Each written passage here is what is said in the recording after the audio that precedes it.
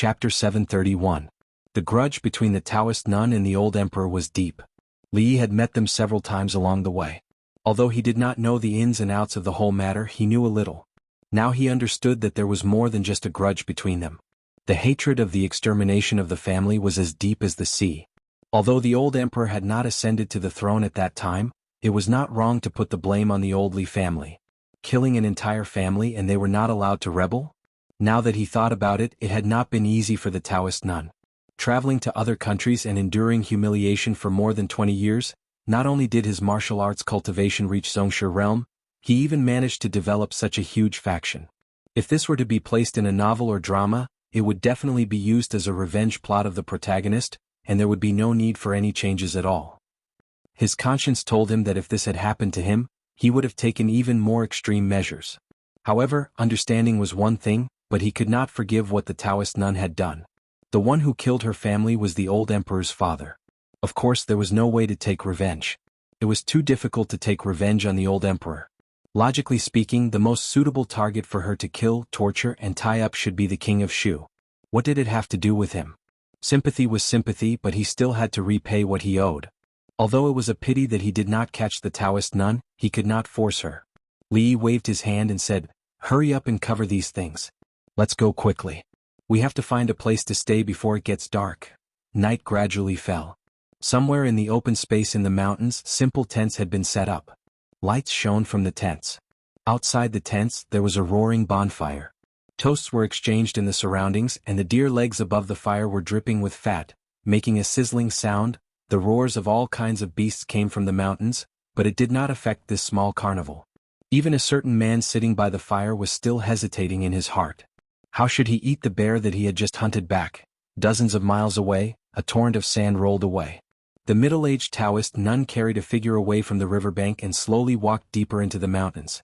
In the endless darkness, the shadows of the trees swayed like ferocious beasts choosing people to devour. There were also subtle sounds coming from it. There's actually someone. It's a Taoist nun. A Taoist nun is also passable. Several figures walked out of the darkness and chased after them. Shu Prefecture, King Shu's mansion. The king of Shu had become haggard in recent days. The servants in the residence could not relax, fearing that they would be scolded or punished by the king of Shu. "Your Highness, there's still no news." The king of Shu slumped on his seat. Someone came in from outside and said respectfully. The king of Shu looked up at him and asked, "Are you sure they are not in the Qi kingdom? We didn't find anything along the way." The king of Shu was slightly excited. Could it be that they met with an accident? The silver and treasures lost in the treasury might not be found this time, but if something happened to Li Yi and the others, such as choking to death while eating, choking to death while drinking water, or being crushed to death by a meteorite while walking, it would be good news for him. It could slightly dispel the depression in his heart and relieve his mood. At the thought of this possibility, even his face became slightly ruddy. It was also at this time that carriages drove into the city gate of Jianghu County. The guards at the city gate were about to go forward to check, but when they caught a glimpse of the sign shown by one of the carriages, their expressions changed and they immediately gave way respectfully. This was not the first time he had seen such a sign. The first time he saw it, it was because a general in the city had a conflict with those people. Now, when they were on duty every day, they would pass by the grave of that general. After the carriages entered the city gate, at the gate, there were immediately people running wildly toward the yamen. The streets of Jianghu County looked a little familiar to Li Yi. Not far away, the new Ru family inn had been built, but it had not opened for business yet. Standing at the entrance of the inn, Li Yi looked around. His surroundings had not changed much in the past few months, but his mood and situation were completely different from before and after. They had been traveling for nearly 10 days. Even if they were martial arts masters, they could not help but feel tired. After arriving in Shuzhou, everything was not so urgent. They could have a good sleep and recharge their energy. Tomorrow morning they would officially set foot on the road home. Not long after he settled down, someone came in to report that the county magistrate of Jianghu County had arrived. The county magistrate did not come alone. Accompanying him were all the officials in the county government. Li did not see Jiang Zian in the crowd, but he did not care. That brother Jiang should be feeling very bad at this time. All the officials in Jianghu County came to express their condolences, but they did not see the king of Shu. He had already arrived in Shuzhou. With the friendship between the two of them, why did the king of Shu not even show his face? Although the king of Shu might not be in a very good mood after his treasury was stolen, there was an old saying that a moment of spring night was worth 1,000 taels of gold. 1,000 taels of gold could be spent, but it would come back. Silver could be earned again if it was gone. Money was just a worldly possession. It was not too much to treat the king of Shu to a meal, was it? A stingy person would naturally not be able to achieve great things. The king of Shu would definitely not be able to achieve great things in the future. When he took a comfortable bath and lay on the bed for the first time in a long time, a satisfied expression appeared on his face. In the king of Shu's mansion, the young king of Shu's face was extremely gloomy. They are back. Your Highness, they have just arrived in Yong County. The king of Shu paced in the hall. After a while, someone came forward to report that the people from the intelligence office wanted to see him. No. Just say that I am not feeling well and will not see anyone. The king of Shu waved his hand impatiently and said, You can report to I when they have left. Although he wanted to cut someone into 1,000 pieces, he could not make the decision in Shuzhou at this moment. Even if he really met them, he would feel even more depressed. Out of sight, out of mind. He simply did not even want to see the people from the intelligence office. In the county government of Yong County, the county magistrate of Yong County waved his hand and called a yamen runner over. He asked, Lord Jiang just said that he was not feeling well. Is he feeling better now? The yamen runner shook his head and said, Not yet. Lord Jiang has been resting in his room. The county magistrate knocked on the door and walked into a room. He saw Jiang Zian lying on the bed with a towel over his forehead and his face slightly pale. He asked with concern, Lord Jiang, how are you feeling? Do you need a doctor to come over? Jiang Zian shook his head with difficulty and said in a low voice, I am fine. I just reviewed a few cases last night. Maybe I caught a cold at that time. I will be fine after a few days of rest. The county magistrate sighed and said, Lord Jiang is a conscientious person. He is a role model for us. Jiang Zian said politely, It is my duty. It is what I should do. If it were not for the fact that he was in a hurry to rush back to the capital, Li Yi would definitely stay in Shuzhou for a few more days to catch up with the king of Shu and get to know him better. But other than the necessary rest, he really did not want to waste any time outside. Early the next morning, he and Mississippi Lu packed lightly and left the city on a few fast horses with Fong, the sloppy old man, and Taoist Yuan by their side. As for the people behind them, Yang Liuqing was in charge, so it was fine to go back slowly. When the people of Yong County began their busy day, somewhere far away from Yong County, Li Yi tightened the reins of his horse and whipped it again. Behind him was a trail of smoke and dust. Chapter 732. Did he really leave? Hearing the servant's report, the king of Shu asked again with uncertainty. The servant immediately replied, It's certain. I saw them leave the city early in the morning. Hearing this, the king of Shu was slightly relieved. Then he was stunned and a trace of anger flashed across his face. The reason for his relief was that the god of plagues had left. The people of the secret intelligence office would naturally leave Shuzhou, and he would regain his absolute control over Shuzhou. As for the reason for his anger, it was because the first prince was relieved because of the departure of an insignificant county marquis. At this moment, the contradiction and entanglement in his heart were really not worth mentioning to others. After changing his expression for a while, he waved his hand to summon a trusted subordinate and gave him a letter, saying, Send this letter to the Cui family. The treasury had been robbed clean, and there was no way to make money for the time being. If they did not ask for help, the hundreds of people in the mansion of the king of Shu would have no food to eat. The county magistrate of Yong County had learned that County Marquis Li had left Yong County early in the morning. At noon, the people of the secret intelligence office also withdrew from the county government office. Finally gone? He murmured with a long sigh. All the officials of the Jing kingdom were afraid of the secret intelligence office. In particular, he had nightmares for several days after seeing the general's head fall to the ground. During the days when their people stayed in the county government office, he couldn't even sleep well. After sending away the god of plagues, it was time to celebrate today. Looking up, he saw the lieutenant of the river county coming out of the room with a ruddy face. The county magistrate looked at him and said, Lord Jiang, you caught a cold. You'd better rest more. Jiang Zian waved his hand and said, Thank you for your concern. Zian is fine now. Seeing the lieutenant of the river county walking out in high spirits, he didn't look as seriously ill as yesterday. The county magistrate touched his bulging belly and couldn't help sighing, It's good to be young. It was already late June, probably the hottest time of the year. A year ago, because of the unbearable heat in the capital, Many people lost their lives. Later on, it became known as the worst summer in decades. This situation in the summer of this year had greatly improved. Firstly, it was raining a lot this year, so most of the weather was cool and not too hot. Secondly, even if it was really unbearably hot, they could spend a few copper coins and hide in the brothel for a whole day. The cool breeze from the ice mirror was so comfortable that it could make people moan. Other than the fact that the weather was cooler than usual for the commoners of the capital, this was a normal summer. The current situation was generally stable. Although there were disagreements with Qi and Zhao, it was limited to some minor skirmishes.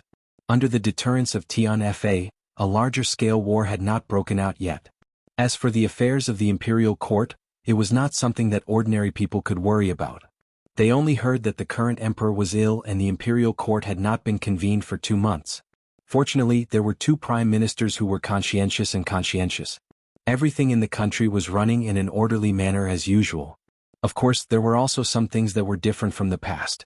From time to time, there would be new plays in the brothel, which were talked about enthusiastically by the common people. Nowadays, the brothel had become a place for ordinary people to spend their leisure time. More and more people had developed the habit of going there to listen to plays and music after a hard day's work to relax. Moreover, there was the policy that was closely related to them. Women were only allowed to marry after the age of 16. This rule had been written into the law. Not only in the capital but also in the neighboring counties, it had begun to be implemented. No one would worry about the waste of food if their daughters were raised at home for 3 years. They were eager to have more daughters because as long as they reached the age of 13, they could be sent to the eldest princess's workshop. A month's salary would be more than enough to feed the whole family. The commoners remembered the princess's kindness, and the officials and nobles did not dare to look down on her. The women's college had been open for more than a few months. Many of the girls and their families who were of the right age were studying there. On the opening day of the women's college, His Majesty and Her Majesty the Empress personally showed up and said some encouraging words, which directly expressed the royal family's attitude. The officials and nobles in the capital also understood that from now on, the girls who graduated from the women's college would be different from those ordinary girls. Compared with the women's college, the Academy of Sciences was a little less famous, because it did not recruit students from the public. Everyone in the Academy of Sciences was personally selected by the dean, Li Xian. This was also the most mysterious place in the 3 academies, which could be seen from the imperial guards who patrolled the area. Of course, the one that shone the brightest was the Mathematics College, which was in the same place as the other 2 colleges. A few months ago, the account investigation made them shine in the capital. For the first time, the officials of the court saw the horror of mathematics. In the following months, they solved countless problems for the court. The ministers of the Ministry of Works, the Ministry of Revenue, and the Ministry of War almost fought over some top students in the Mathematics College. His Royal Highness Prince Jean, who had always been regarded as a naughty child by the officials, was like a dazzling star. In a very short period of time he rose rapidly. When the dean was not around, he temporarily took over the position of dean and managed the academy in good order. Many times, people would selectively ignore that he was just a child who had just turned 11. The capital seemed to be the capital of the past, and there was no earth-shaking change because of the absence of someone.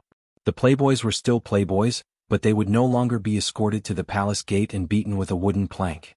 The young princes lived safely in the palace and would not be beaten in front of the civil and military officials.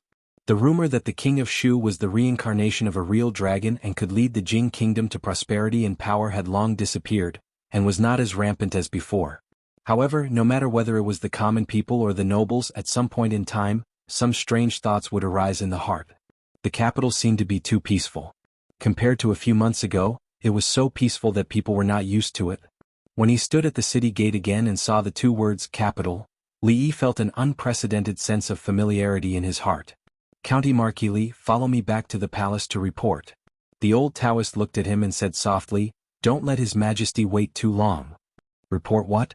We'll talk about it when we have time. Li Yi waved his hand and shook the reins. He turned around and ran along the familiar path. The sloppy old man glanced at the middle-aged Taoist and quickly followed. Taoist priest Yuan this.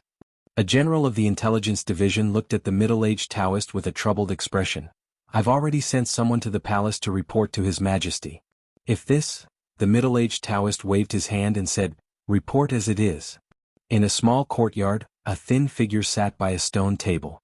She held her chin with both hands and murmured, It's been 4 months and 9 days. Son-in-law and second miss had been gone for 4 months and 9 days. To her, this was a very, very long time, so long that she could not imagine it in the past. Fortunately, she received news some time ago that they would be back soon. However, they did not say when they would be back, so she could not even count. She maintained this posture, her head swaying left and right. At a certain moment, her eyes were suddenly covered by someone from behind. A familiar voice came from behind.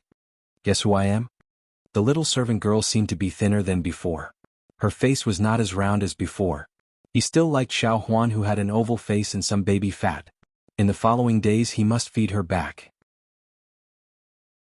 Then he felt a warm feeling on his palm. It was also a little wet. Then he heard the little servant girl's choked voice. "Son-in-law." She suddenly turned around and hugged Li Yi tightly. She used all her strength and Li Yi's chest was soon wet. The little servant girl was indeed made of water. Li Yi gently patted her head. When he turned around, a figure walked out of the room. The moment their eyes met, time seemed to freeze for a moment. Li Yi looked at the beautiful woman who was smiling at him and said softly, "I'm back." Chapter 733. The closer they got to the capital, the stronger Li Yi's desire to return home became. They changed horses over and over again, almost to the point of traveling day and night. As a result, even the messenger from the secret intelligence office wasn't much faster than them. At this moment, the news of his return to the capital should have just reached the imperial palace. They hadn't seen each other for nearly 5 months, but Rui hadn't changed much. She was just a little pregnant. Li Yi walked over and hugged her gently. Then he bent over and put his ear on her belly. He seemed to be able to feel the rhythm of another breath of life. He had lived 2 lives and experienced many things, but this was the first time he had experienced such a feeling. Rui reached out and touched his face. She said softly, "Husband?" Both of them seemed to have thousands of words in their hearts, but when they spoke, they were only a few simple words or a form of address. However, the emotions they wanted to express were all contained in them. The young servant girl held the second young mistress's hand and looked at the 2 figures at the door. There was an almost dazed smile on her face, and her entire heart was filled with joy. How nice, she thought to herself. Even if what Li Yi wanted to do the most at this moment was to hold Rui's hand, even if he didn't say anything and just looked at her, the news of his return had already spread. When the matriarch walked in while wiping away her tears, he still had to go over and comfort her. "It's good that you're back, it's good that you're back." The matriarch of the Li family had been through a lot and quickly calmed down. She patted his hand and said, "It's good that you're back." Then, as if she had thought of something, she walked over and held Rui's hand. She said, "Now you can be at ease. Let's move to the city in the next few months so that we can take care of each other." Seeing that the matriarch was looking at him with a strange expression after wiping away her tears, Li was startled and quickly realized what she meant. Was she guarding against him? No matter how much of a beast he wasn't that much of a beast. Naturally, he couldn't let Rui leave, but it was necessary for them to move to the city. The main reason was that it was convenient. The capital city was not just noisy. She bought a garden with verdant hills and clear waters so that she could rest in peace and nurture the fetus. It was also convenient for the whole family to live there. After sending off the old madam with great difficulty, Xiao Huan had already run over and asked about what had happened in the past few months. Rui sat at the side and listened. Thus, the story unfolded with a heroine with a sword fighting the evil Taoist nun and rescuing the hero. In a small courtyard at the side, the sloppy old man looked at the old man lying on the rocking chair and said respectfully, "Senior, I've brought him back." The antidote. The old man casually tossed a porcelain bottle over, and the sloppy old man revealed an excited expression. He impatiently opened the bottle and swallowed the pill inside. Grind it into powder and add it to the bathtub. Soak it in the bathtub for 2 hours and the poison will be detoxified. The old man's voice sounded slowly. The joy on the sloppy old man's face froze. After being stunned for a moment, his face instantly turned pale. As his expression changed drastically, he slapped his back and spat out the pill. Seeing the stain on the ground, although his stomach churned, he let out a long sigh of relief in his heart. On the rocking chair, the old man stretched and said, "If it's taken orally, it's also possible. The effect will be better." The sloppy old man's expression froze again. After a moment, he lowered his head to look at the ground. When Changda's stiff and expressionless old face came into Li Yi's sight, he knew that he would have to wait until nightfall to tell Xiao Huan and Rui how he and Lu Er Xiaojia were on the street. with 2 watermelon knives in their hands, facing dozens of villains, and slaughtered their way in and out. His Majesty summons you. Although Changda's voice was cold, there was a different expression on his face. Let's go. The old emperor could not be avoided. Moreover, Li Yi also planned to enter the palace to see his Yongning, Shaning, and the eldest princess. After such a long time, did they miss him? When he walked out of the door, he saw the sloppy old man coming out from another yard and following him. Changda's eyes narrowed and he looked at him a few more times. Li Yi looked at him and asked, Su, do you have something to do? The sloppy old man nodded and said, I'm going out to buy something. Let's go together. Li Yi looked at him and said, What do you want to buy? I'll bring it for you when I come back. The sloppy old man looked back and said, No need. Let's go together. Although Lao Chang was there and nothing would go wrong on the way this time and Lao Chang could send him back at the worst, it was not a bad thing to have another guru by his side. If Lao Chang wanted to follow him, then let him follow. Along the way they did not notice any changes in the capital.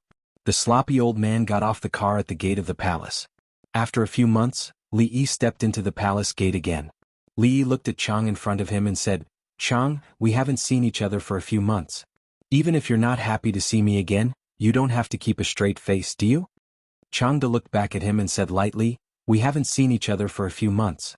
County Marquis Li has made great progress. The foresight of a grandmaster was indeed sharp. To be able to receive such an evaluation from Lao Chang, Li Yi felt that he had the ability to try his luck in the heavenly list. If he were to encounter that white tiger envoy with the surname Fang again, he might not be at a disadvantage. In front of a certain palace, the sound of chattering could be heard. A few figures were chasing each other, laughing and playing. As he passed by, Li Yi saw a small figure running towards him from afar. A smile appeared on his face. He bent down and hugged her, lifting her up high. Then he touched his nose and asked, Did you miss me? Although Yongning did not say anything, she hurriedly took out a handful of candies from her bag, peeled them, and put them in Li Yi's mouth. Li Yi could not help but give her a kiss on her tender little face. At the same time, another figure also rushed over. Sir. The proud Lolita, who was over 12 years old, was like a child who would never grow up. After she flew over, she hung on him like an octopus. This posture was really indecent, so Li Yi could only hug Yongning with one hand and Yongning with the other. Fortunately, he was no longer the weak scholar at the beginning. Otherwise, his 2 arms would not be able to bear such a posture. It was too unscrupulous to hold 2 princesses and wander around the palace like this. After the initial excitement, the proud Lolita finally reacted and jumped down with a red face. However, she still held onto Li Yi's hand and did not let go. Sir's return meant that she could leave the palace to play again. Without Sir, royal sister was very busy, and she had not left the palace for a long time. Every time she came to the palace to see the old emperor, it would be the Hall of Diligent Government, the Hall of Legislative Affairs, or the Imperial Garden. This time it was not any of these 3 places. When they walked to the door of a palace, Changda reminded him in a low voice, His Majesty has recently caught a cold. Try not to talk for too long. Li Yi still had a lot of things to do, so he did not want to talk for too long. He nodded and Changda opened the door. Li Yi followed him in. Changda walked to the couch inside and said in a low voice, Your Majesty, County Marquis Li has arrived. After not seeing him for several months, Emperor Jing seemed to have aged a lot. His face was sickly pale, and his body exuded the color of twilight. Li Yi looked up and took a step forward. He suppressed the shock in his heart and bowed, This subject greets Your Majesty. Chapter 734. When he saw Emperor Jing lying on the bed, Li Yi once again realized that this wise monarch seemed to be reaching the end of his life. The morning court session had stopped for almost 2 months. For Emperor Jing, who had never stopped this rule for more than 10 years, he would not do this unless he was at the end of his life. You're back. Emperor Jing leaned on the bed and looked at something in his hand. When he looked at Li Yi, a smile appeared on his face. Li Yi nodded and said, You're back? Emperor Jing got off the bed and looked up at him. Because of the implementation of the debit and credit law, the court has been arguing endlessly for more than a month. Countless officials of the Qi Kingdom are in a mess because of this matter. It can be said that the whole court is in chaos. The first prince of the Qi Kingdom proposed the law of discussing the silver of punishment. Someone pretended to be the imperial censor and the prince's personal guard. They took away 600,000 taels of silver from Bingzhou in the name of discussing the silver of punishment and disappeared. The people of the Qi kingdom are very resentful about the silver of punishment. Within a month, about 50,000 people in 3 places have revolted out of anger. Emperor Jing looked at Li Yi and said slowly, "Should I let you stay in the Qi kingdom for a longer time? It is also a blessing for the Jing kingdom. If you stay for 8 or 10 years, the Qi kingdom may perish by itself." Li Yi was stunned and shook his head. "What are you talking about, Your Majesty? I don't understand." He really didn't know about the uprising. Even if there was an uprising, it had nothing to do with him. He couldn't take the blame for everything. The people of the Qi kingdom revolted because of such a trivial matter. Their hearts were really fragile. "It's good that you are safe." Emperor Jing waved his hand and didn't care. He said, "For the next few days you should rest at home. Put other things aside for the time being." The other things he mentioned were naturally the affairs of the academy. In fact, there was also the Academy of Sciences. A few months was enough for him to understand that between the 2 academies, perhaps the latter was more important. No matter which one it was, Li Yi would be able to play an important role. Even if the old emperor didn't mention it, Li Yi would have mentioned it anyway. Rui was pregnant, and he had been away from home for nearly 5 months. He was really not a responsible husband. In the future he naturally had to make up for it. How could he have the mood to care about other trivial things? No matter what, he had to take 2 years of paternity leave first. As for the academy, Li Han, that little fellow, was managing it pretty well. It was good enough for him to be the Grand Dean. Opportunities had to be left to these young people. While Li Yi was thinking about these things, Jingdi's gaze was always on him. The fact that Li Yi was abducted was indeed far beyond his expectations. However, even though he was abducted, he was still able to stir up such a great storm in the Qi kingdom, stirring up the imperial court, and forcing the people of several lands in the Qi kingdom to rebel. This indirectly eased the friction between the 2 kingdoms. Because they had to divide their energy to deal with the internal strife in the Qi kingdom, it wasn't that he didn't think about the matter of discussing the silver of guilt. He weighed the pros and cons in his heart, but in the end, it was rejected by Li Yi. At that time in his heart, there was a slight doubt about the seriousness of this matter. However, after learning the news from the Qi kingdom, the trace of doubt in his heart disappeared completely. Although Li Yi usually didn't reveal his talents, his vision and judgment were rarely wrong. The only thing that had never changed was his lazy personality, which made people feel helpless from the beginning. A strange sound came from the hall, interrupting Jingdi's thoughts. He looked at Li Yi again. Li Yi touched his belly awkwardly and said, "I came out in a hurry just now, so I didn't eat much today. Ask the catering company to prepare something and send it over." Jingdi looked at Changda and ordered, "It just so happens that I am a little hungry." Li Yi didn't have time to refuse. In fact, what he meant was, "Are you done? If you haven't finished, hurry up and say it. If you are done, I will go back to eat." There are still a lot of things waiting to be done, however, he couldn't say this. If he angered the old emperor to death, he couldn't beat Chang. The catering company moved very quickly. It was very likely that it had been prepared a long time ago. Jingdi usually ate light food, and this time was naturally no exception. Li Yi wasn't proud of being able to eat with the emperor often. When Mississippi Lu was recuperating, they had been eating light food. It wasn't easy for them to come back, so they had to eat something, right? Moreover, this wasn't the only reason. There was another reason that he couldn't point out. The old emperor ate with relish alone, and Changda's old face relaxed a little as he looked at him. Li Yi raised his head to look at Changda. He thought of what he had just said and then looked at the old emperor. He couldn't help but have a strange feeling in his heart. He had to accompany him to eat for the emperor to have an appetite. Was this an abnormal hobby that the old emperor had developed in Ningguangfu? As he was thinking, Jingdi raised his head to look at him and asked, "Why aren't you eating? Is the food not to your taste?" Li Yi wanted to say something but stopped. He finally asked, "Has your majesty caught a cold these past 2 days? It's no longer a problem." Jingdi coughed lightly and said, "If it is not to your taste, Zhen will order the catering company to make something else." Li Yi had a difficult expression on his face. "Your majesty knows that this official's wife is pregnant and her body is weak. If this official also catches a cold..." Jingdi was very smart. Before Li Yi finished speaking, he understood what he meant. Then the expression on his face became a little dazed. Was he disdaining him? Disdaining the monarch of a country? Disdaining this matter that was regarded as a special honor by countless people?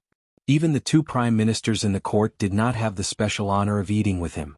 Even if the ministers of the 6 departments received such an honor, They would most likely bathe and fast for 3 days, be deeply grateful, and kneel down to thank the emperor for his grace. But now, he was actually disdained by someone? Jingdi raised his head and saw his innocent face. His face darkened and he waved his hand and said, "Get out of here immediately." "Get out of here, yes. This official takes his leave." Seeing Li Yi slip out like a rabbit, Changde looked at Jingdi and immediately said, "Your Majesty, please calm down. This old servant will catch the boy and bring him back." Jingdi waved his hand and a smile appeared on his face again. He said, "Changde, what do you think this boy will be like when he becomes a father?" Changde was stunned, and the scene of him holding the two princesses appeared in his mind. He shook his head and did not answer, but he still felt that the child of County Marquis Li should be very happy. After walking out of a certain palace, Li Yi's face showed a relaxed expression again. His worry was not unreasonable. If he was really infected by the old emperor, where could he go to cry? The world was big and Rui was the most important. Everything else had to stand aside. But not long after, his relaxed expression gradually disappeared, and a trace of worry appeared between his eyebrows. He did not know how long the old emperor's body could last. According to the current situation, it was really not optimistic. He had no energy to manage too many state affairs. After completely delegating power, what would the situation in the court be like? "I'm afraid I have to make plans early." When passing by a certain place in the palace, Li Yi habitually stopped. You should be faster. Can you afford to make a mistake? And you, what are you looking at? You have nothing to do, right? If you have nothing to do, go and wash the dishes over there. Hurry up, do you not have ears? The manager of the catering hall was giving a lecture, and a group of people stood in a row in front of him. He enjoyed this feeling very much. In this small place he was the absolute master. Since a certain day a few months ago, this feeling had become more and more intense. Every time he saw these people standing in front of him with their heads bowed and trembling, he would have an inexplicable sense of satisfaction in his heart. This sense of satisfaction was destroyed when several people in front of him raised their heads and looked behind him. "What are you looking at?" His face darkened. When he was about to give a lecture, he heard footsteps behind him. The manager looked back and saw a familiar figure coming in from outside. His whole body trembled, and something that he had built up with great difficulty in his heart was shattered. "Use the kitchen." After several months, the demonic voice once again rang in his ears. In the morning dew hall. The woman turned and moved and the sword chi whistled. With the eyesight of ordinary people, they could not even follow her movements. The white-haired old woman stood in the corridor, looked at the figure in front of her, and sighed slowly. A maid came over with a food box in her hand and said, "Nanny Rong, the catering hall sent food here." "Got it? You can leave now." The old woman took the food box, put it on the stone table beside her, and took out the food inside. She raised her head and said, "Princess, eat something first." Emingzi put away her sword, walked over and said, "Leave it first. I don't have much appetite now." When she walked into the hall, a breeze blew, bringing some of the fragrance of the food. Emingzi stopped, turned her head and walked straight to the stone table.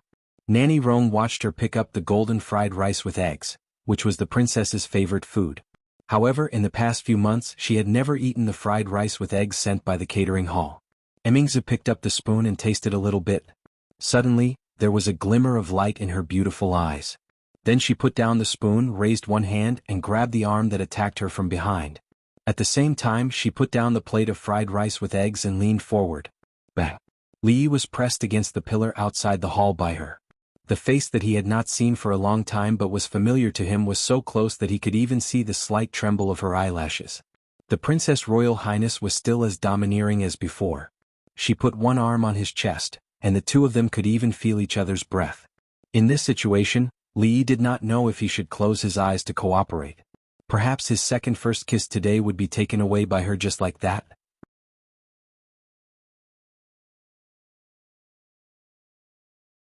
Chapter 735. Li Yi's confidence suffered a severe blow when his sneak attack failed and he was knocked out instead. In these 5 months in terms of training he did not slack off at all. He slept very well every day. Even if he did not become a grandmaster expert like Ru Yi, unrivaled in the pugilistic world, he could at least be called a hero, right? But even if it was a sneak attack, Princess Royal could force him to the wall while eating, which made him doubt his strength. "You've made a lot of progress." Emingzi said this while eating egg fried rice, which was a blatant irony. Thinking that she was on par with second Miss Lu, She felt a little better in her heart. Emingzu threw a jar of wine over. Li caught it and threw it back. "You're pregnant, so you can't drink." Emingzu nodded, patted the lid and drank by herself.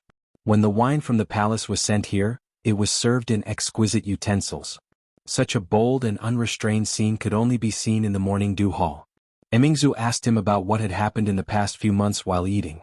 Li Yi briefly mentioned it and learned something about the women's college and the workshop. He looked at the sky and said, "It's getting late. I'll go back first. See you in a few days." It was a spur-of-the-moment idea just now. He felt that since he had come to the palace, it would be unreasonable if he didn't come to see her. He spent some time at the dining party, so he had to hurry back or he would miss the meal. Emingzu continued to eat egg-fried rice, waved her hand casually and didn't look up.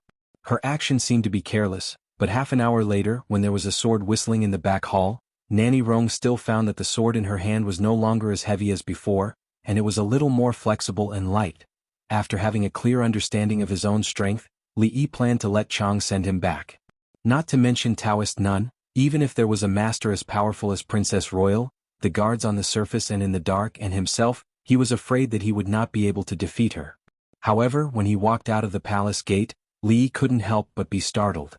The sloppy old man squatted under a big tree not far away, directly facing the palace gate. There were already a lot of candy wrappers on the ground. Li Yi walked over, looked at him and asked in surprise, "Didn't Sue have something to buy? Why are you still here?" The sloppy old man straightened up and said, "I've already bought it. Do you want to go back? It's on the way." If the sloppy old man was passing by, then Chang wouldn't have anything to do with it. If there were really two grandmasters who had come together to kidnap him, Li Yi would accept it. "Su Tian?" Chang stood at the gate of the palace and watched the carriage leave. He thought of what Taoist Yuan had said before, and after spitting out the name, his eyes narrowed. On a certain street in Jingdo, the sloppy old man pointed forward and said, "It seems like this is not the way to go back. That road is blocked. It's faster to go here. Listen to me, you're right." When the carriage reached a certain place, Li Yi waved his hand and jumped out of the carriage. He said, "Sue, wait here for a moment. I'll be right back." As he said this, he had already walked into the alley. Willow Alley was still Willow Alley. People came and went in the brothel next to the alley, but there were not many customers in the tea house in the alley. This was because the cost of the tea house was not low. Unknowingly, most people were blocked outside. At this moment, at a seat near the window of the tea house, a few young people looked out and saw a figure walking into the courtyard inside. At that moment, one of them couldn't help but chuckle. "Ah, another one who doesn't know the immensity of heaven and earth." After everyone looked over, there were a few whispers among themselves. "I'm afraid he hasn't recognized himself yet. If it was so easy to see the goddess of Luo Shui, why would we be sitting here drinking tea? Wait until he gets the cold shoulder a few times and comes to his senses. I'm afraid there will be another person here drinking tea." The few of them didn't hide the sarcasm and laughter on their faces. They, who had gotten the cold shoulder countless times, could already imagine the look on the servant girl's face when she came out. Li didn't notice the few people in the tea house watching him make a fool of himself. After standing outside for a long time, he raised his hand and knocked on the door. The sound of footsteps came from inside, but the door didn't open. Then there was a clear and angry voice. "Mrs. Not here. Don't come again." Li was startled. When did Xiao Chui, the servant girl, become so fierce? He knocked on the door again. The footsteps had already gone far away, but they soon came closer. The courtyard door opened with a creak and Xiao Chui poked her head out. She said with a bit of anger, "How many times have I told you don't come here, miss?" She originally had a straight face as if she was lecturing them. Halfway through her sentence, her eyes suddenly widened and her voice became softer. Then she rubbed her eyes in disbelief. After taking a closer look, she still didn't believe it, so she prepared to rub her eyes again. Li pulled her face. It was very elastic and full of collagen. After not seeing her for a few months, she was slightly fatter than before. It seemed that she had been eating well these days. He walked in by himself and asked, "Is Ruoqing and your miss here?" In the tea house opposite, the few young people who saw this scene all widened their eyes at the same time. He just pinched the servant girl's face? He just walked in like that? What right does he have? Voices of surprise and disbelief rang out. The sarcasm in the few people's hearts immediately turned into jealousy and anger. They had also visited countless times. Not only did they not see the Luo Shui goddess, they didn't even step into the courtyard. What right did this newcomer have to go in and pinch the servant girl's face? Immediately, one of them stood up and angrily asked the few people outside the tea house, "Why didn't you stop him?" Although he was still a little afraid of those people, the anger in his heart took the upper hand at this moment. At the entrance of the tea house, a man who sat there every day drinking tea asked in surprise, "Did I see wrongly?" One of his companions said, "I saw it too. It should be right." As the two of them suppressed the shock in their hearts, they saw the young man walking over and questioning them loudly. He raised his head and glanced at him. "Scram. If you don't scram, I'll break your legs." It was obvious that he had suffered a lot from these people. The young man retracted his head and left dejectedly. Xiao Chui came back to her senses. After closing the door, she immediately ran over and exclaimed in surprise, "Li, you're back." Li nodded and asked, "Where are Miss Ruoqing and your Miss?" "Sister Ruoqing and Miss left early in the morning. I don't know when they will be back."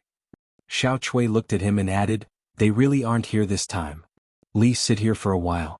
I'll go pour you some tea." Seeing Xiao Chui run off quickly, Li did not sit down at the stone table. Instead he walked towards the back. The door to the art room was unlatched. He pushed the door open and walked in. The furnishings inside were not too different from what he remembered. There were a few unfinished sketches of undergarments on the table. There were also many sketches hanging in the room. It was slightly messy. When he turned around to leave, he turned his head again and picked up a drawing on the table. Underneath it was also an unfinished drawing. It was a drawing of a young man bent over a table, painting. Li Yi stared at it for a long time before putting it back in its original position.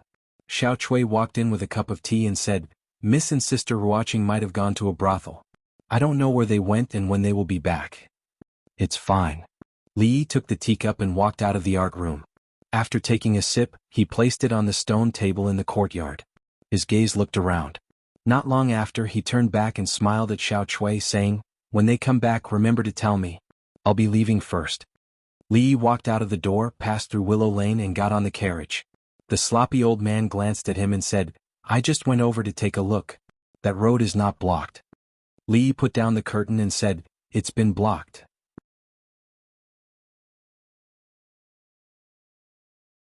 Chapter 736. In the small courtyard, Xiao Huan bent over, put her ear on Rui's slightly bulging abdomen. After a while she raised her head, puzzled. "Why are you not moving? It's only been a few months, how can it be so easy to hear?" Li Yi pinched her face. By right, there should be movement at this time, but maybe because both Rui and he liked quiet, the little fellow did not move much. He moved his head closer. "Let me hear." That Sundra Loli stood beside Li Yi with her hands behind her back. She leaned forward and looked around curiously, blinking her eyes. Further away, Yongning was sitting on the swing while Duanwu was pushing her gently from behind. Rui looked at them with a smile on her face. This small courtyard, which had been quiet for a long time, finally became lively again. The news of Li Yi's return was not actually known to many people. He only went to the palace once. After returning home, he did not go out. Now it was already the third day. Mainly because it was not easy to come back, he wanted to have a few days of peace, spend more time with Rui. Once the news spread, the family would not be peaceful. Although the experience of these nearly 5 months, although it was more daunting than dangerous, turning misfortunes into blessings and even had some small gains, but after really experiencing it, only then did he know where the dangers lay, and also made him cherish what he had now. The present life was quiet and tranquil, but it was not easy to come by. Peace was indeed not easy to come by, although the news of his return was not widely spread, but there would always be some people who knew through various channels. Li Xian barged in with a black face, looked at him, said angrily, "You have been back for 3 days and you did not tell me. If not for Emming's mentioning it today, I still do not know about it." It was Li Yi's decision not to tell him for the time being. This fellow never thought of him when there were good things, but he could not forget troublesome things. If he wanted to live a leisurely life, he must avoid him. His dark face was obviously just an act. Li Xian had always been heartless, and his eyes were only filled with those strange things. The next second an unconcealable joy appeared on his face and he said, "Let's go out and have a drink to celebrate. Let's go to the Jade Courtyard, the old place." Fang, on the other hand, nodded his head fiercely, seemingly agreeing with this suggestion. Li Yi waved his hand and said, "I won't be going to the Jade Field Courtyard. Since you're already here, stay for a meal." Li Xian asked, "Do you cook?" Li Yi nodded. In the days to come, Rui's 3 meals a day, he didn't plan on borrowing other people's hands. Li Xian nodded and said, then I won't be polite this time. Li Yi thought, when have you ever been polite? But he saw Li Xian slightly turn sideways, pointed to a person behind him and said, let me introduce, this is Xin Shu. Don't be fooled by his effeminate appearance, he is very capable. You'll know when you come to the Academy of Science in the future. County Marquis Li. The young man behind Li Xian stepped forward and cupped his hands in salute. Li Yi casually returned the salute. Brother Xin, you're welcome. Li Yi rarely saw Li Xian being so enthusiastic to someone. It seemed that this Xin Shu should have some ability, so he couldn't help but look at him a few more times. Her skin was indeed soft and tender, and she looked effeminate. He only took a few more glances before shifting his gaze away. How is the princess's health? Li Xian waved his hand and said, she lives in the palace and it's very good. There are several imperial doctors around her. Even if I want to see her, I have to get the concubine's permission. As he spoke, he suddenly thought of something and looked at Li Yi with a different gaze. Actually, I have an idea. Li Yi waved his hand and said, if it's about the Academy of Science, don't tell me first. We won't talk about these things for now. No. Li Xian shook his head quickly and said, Qin Er was pregnant at about the same time as your wife, so she should be giving birth at about the same time. Based on the relationship between our two families, why don't we just marry each other? Before Li Yi agreed, he immediately said, if it's a boy or a girl, let them be sworn brothers and support each other in the future. If it's a boy and a girl, let's marry each other. What do you think? No. Li Yi was resolute. Of course he wouldn't agree on this matter. It would be fine if his family gave birth to a son. Although Li Xian was unreliable, he did have the looks of a decent man. His wife's beauty was also 1 in 1,000. Based on their genes, the daughter they gave birth to would not be too bad. It would be perfect for his son. But if it was the other way around and the boy from Li Xian's family wanted to harm his daughter, in his dreams, Li Xian's face was full of surprise. What? Don't worry about the children. An arranged marriage is not a good idea. Li Yi glanced at him and said, for the sake of a marriage, I wonder who was the one who drank himself into a stupor in Qing and Fu. Xin Shu, who was at the side, looked at Li Xian with some surprise. It seemed that he had not expected him to have such a past. An awkward expression appeared on Li Xian's face. He hurriedly said, aren't we doing quite well now? Although he said this, there was not much confidence in his voice. It was clear that those days in the past were still fresh in his mind. Li Yi stood up, dusted his hands and walked towards the kitchen. What Li Xian had said just now had its merits. It was fine to become sworn brothers, but as for the good of the Qin gene, that would depend on fate. In his previous life he did not have a deep understanding of how scary an arranged marriage was. But now he hated it with all his heart.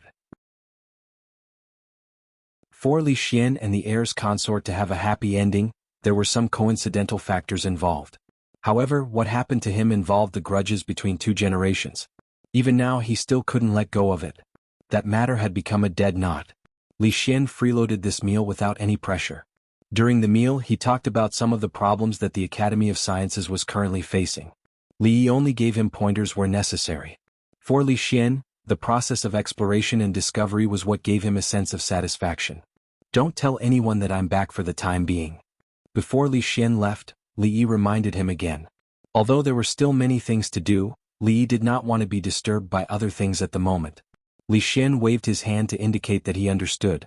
Walking out of the courtyard, he habitually put his arm around Xin Shu's shoulder and said with a smile, this guy is like this. When you go back, remember not to tell anyone. Xin Shu frowned. He was still not used to his warmth.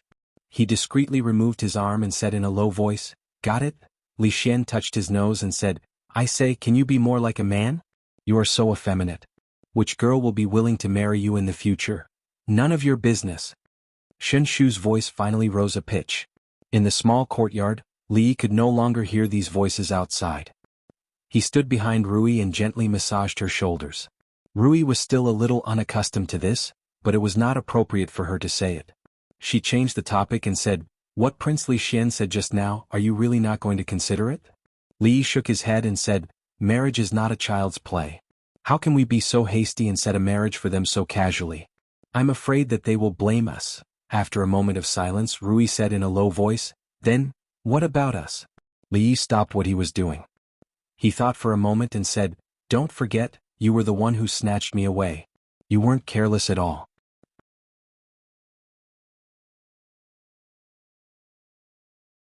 Chapter 737. When a woman was pregnant, her emotions would inevitably become more sensitive. Li did not feel any obvious difference from Ru Yi, but that did not mean that he could be as carefree as usual. Usually, when it came to dealing with small emotions, he would still take it seriously. The old emperor had tacitly approved of his paternity leave and did not send any more workers over. Even the academy did not urge him. For Li Yi, not being able to see Chang's face was something to be happy about. Mississippi Lu had always been restless, but these days she had a rare moment of peace. Perhaps it was because she was stimulated by Taoist Nun. She practiced martial arts every day and would drag him to practice from time to time. She said that she wanted to increase her combat experience. The increase in combat experience was not very obvious, but the pain in his butt became more obvious every time. Li felt that she was taking revenge. Apart from being a human sandbag, Li was not busy these days. Most of the time he cooked, chatted with her, and read some books on prenatal and postnatal care. As for the other things, he left them to Fong to handle. One of them was to buy a house in the city. It was surrounded by beautiful mountains and rivers and was good for the physical and mental health. Although this place was not far from the capital, it was still outside the city. There were no good places to go around. It was inevitable that he would feel depressed if he stayed at home all the time. Li planned to move there as soon as possible. At that time, it would be more convenient for him to do everything. His favorite place should be Hibiscus Garden, Zhujiang Garden, and a few other places with good feng shui. The environment was good and most importantly there were no people. However, this was not a good request. A county marquis occupied the royal garden. It would be strange if the civil and military officials did not go crazy. These days he often saw the sloppy old man at home. Previously, he thought that the sloppy old man had been entrusted by his second granduncle to travel thousands of miles to the Qi kingdom. Now it seemed that this was not the case. He saw through it but did not say it. With a grandmaster by his side, the safety factor immediately increased. He originally thought that he could use a pile of white rabbit creamy candies to deal with him. Now he even saved these things. Although there was nothing to do at home, the things that needed to be done were still piling up.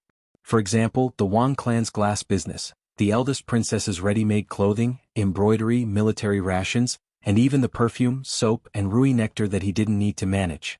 He had too many businesses under his control. Although he didn't have to do everything himself, it was still necessary for him to understand them. Although these things had to be done sooner or later, they weren't that urgent, so Li naturally pushed them off. There were things that needed to be done, and there were naturally people that needed to be seen.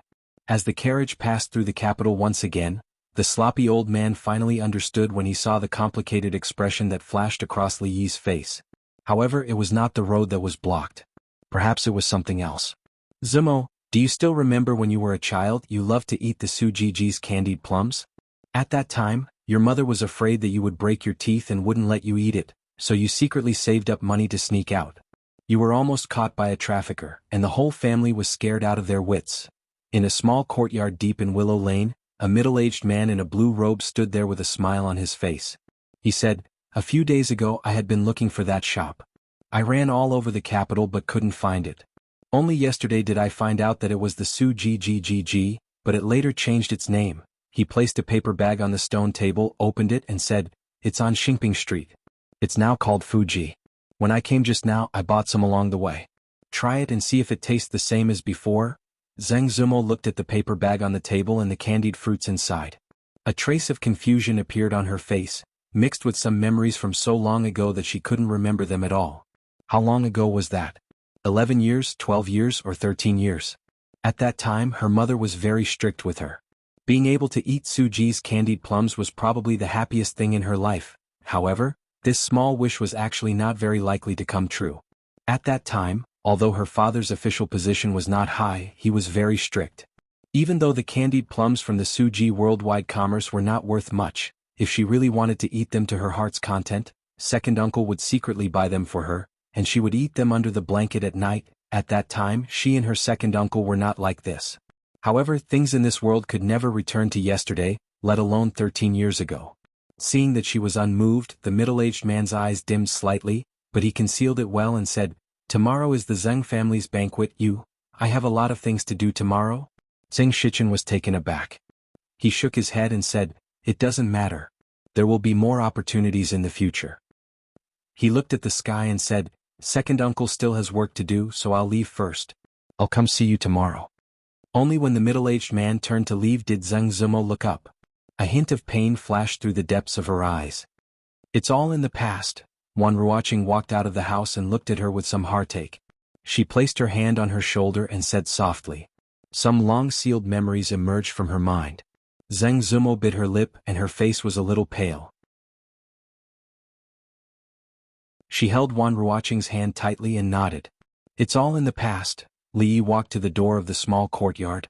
He estimated that Ruoqing and Zheng Zumo should not be there at this time. After hesitating for a moment, he still planned to knock on the door. The courtyard door opened from the inside, and a middle-aged man in a blue robe walked out from inside. Li Yi's movement paused slightly. The assistant minister of the Ministry of Revenue, Zheng Shichen. Why was he here? When Zheng Shichen walked out of the courtyard, he probably thought that the young man outside the courtyard door was some kind of crazy bees and butterflies. These kinds of people had appeared frequently recently, and he had encountered them countless times. His gaze did not even linger on the man's face, and he simply brushed past him. However, after taking 2 steps, he seemed to think of something and turned back abruptly. At this time, the young man had already walked into the courtyard, and the courtyard door was closed. Zheng Shichen froze in place, and then a trace of surprise appeared on his face. Crazy bees and butterflies? If it was just crazy bees and butterflies, it was impossible to enter this courtyard. That person just now, was it him? Li Yi walked into the courtyard, closed the door and walked inside. When he was still thinking about why he would meet the right assistant minister of the Ministry of Revenue here. If he remembered correctly, the other seemed to belong to the Cui family, and was a firm supporter of the King of Shu. Although there was no direct confrontation with him in the court, this person's status in the King of Shu's faction was not low, and he still had this impression. What puzzled him was that without the permission of the two, it was impossible for outsiders to enter this courtyard, and Zheng Shichen was alone. For the time being he could not figure out these things. Thinking that Xiao Cui should know something, Li Yi passed through the moon door and saw a figure sitting at the stone table in front of him. He said, Xiao Zumo? Xiao Cui said these 2 words halfway before realizing that the person sitting there was Miss Zheng. Her brain was a bit short-circuited, and she suddenly changed her words, sounding like, Xiao Zumo. Zheng Zumo and Wan Ruoqing raised their heads at the same time, and the atmosphere in the courtyard began to become a bit awkward. After Li Yi's footsteps stopped, he showed a smile that he thought was brilliant, and waved his hand saying, You are all here, what a coincidence.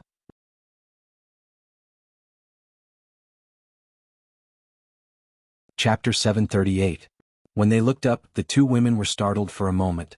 Then joy quickly appeared on their faces. Xiao Cui had said that he had returned to the capital, but they had missed him a few days ago. In fact, they had not gone out these days. The joy on Zheng Zumo's face was quickly concealed. Wan Ruoqing quickly took a few steps forward and then paused. Although she was excited, her voice turned into calmness. Xiao Cui said before that she thought you would come over in a few days. Li Yi nodded. Without any courtesy or awkwardness, he nodded and said, I've been delayed by some matters these few days. Wan Ruoqing looked at him and asked with a smile, How is Madame Li? Neither of them noticed that Zheng Zumo's body trembled slightly when she heard this. She looked at Li Yi and then quickly looked away. She is fine. Li Yi looked back and asked, Was the one who went out just now Assistant Minister Zheng of the Ministry of Revenue? The security around Willow Alley was not low. However, all of this was on the premise that they did not disturb their daily lives. Those ignorant playboys or those with ulterior motives could not even get close to the gate. However, if they had their permission, no one would stop them. Wan Ruoqing nodded and then turned to look at Zheng Zumo. Zheng Zumo had already stood up and walked over. Looking at Li Yi, she said softly, I am sorry. Li Yi was startled, not knowing why she would suddenly say this. I was actually at home that day. Zheng Zumo lowered her head. If it wasn't for me, this would not have happened. This matter had actually been buried in her heart for a long time. The 2 emotions of self-blame and guilt intertwined in her heart every day. It was only at this moment, when she saw that he was safe and sound with her own eyes, that her heart could finally be at ease. Li Yi finally remembered that he had been to Willow Lane that day. At that time, Xiao Cui said that Zheng Zumo was not there. When he went back, he met the Taoist nun. At this moment, he smiled and waved his hand as if he didn't care about this matter at all. He said, This has nothing to do with you. She originally planned it. If it wasn't that day, it could have been the 2nd day or the 3rd day. Instead of asking why Zheng Zumo asked Xiao Cui to lie that day, Li Yi looked at her and asked uncertainly, That assistant minister Zeng Zumo whispered, "It's my second uncle." Suddenly hearing this news, Li Yi was startled.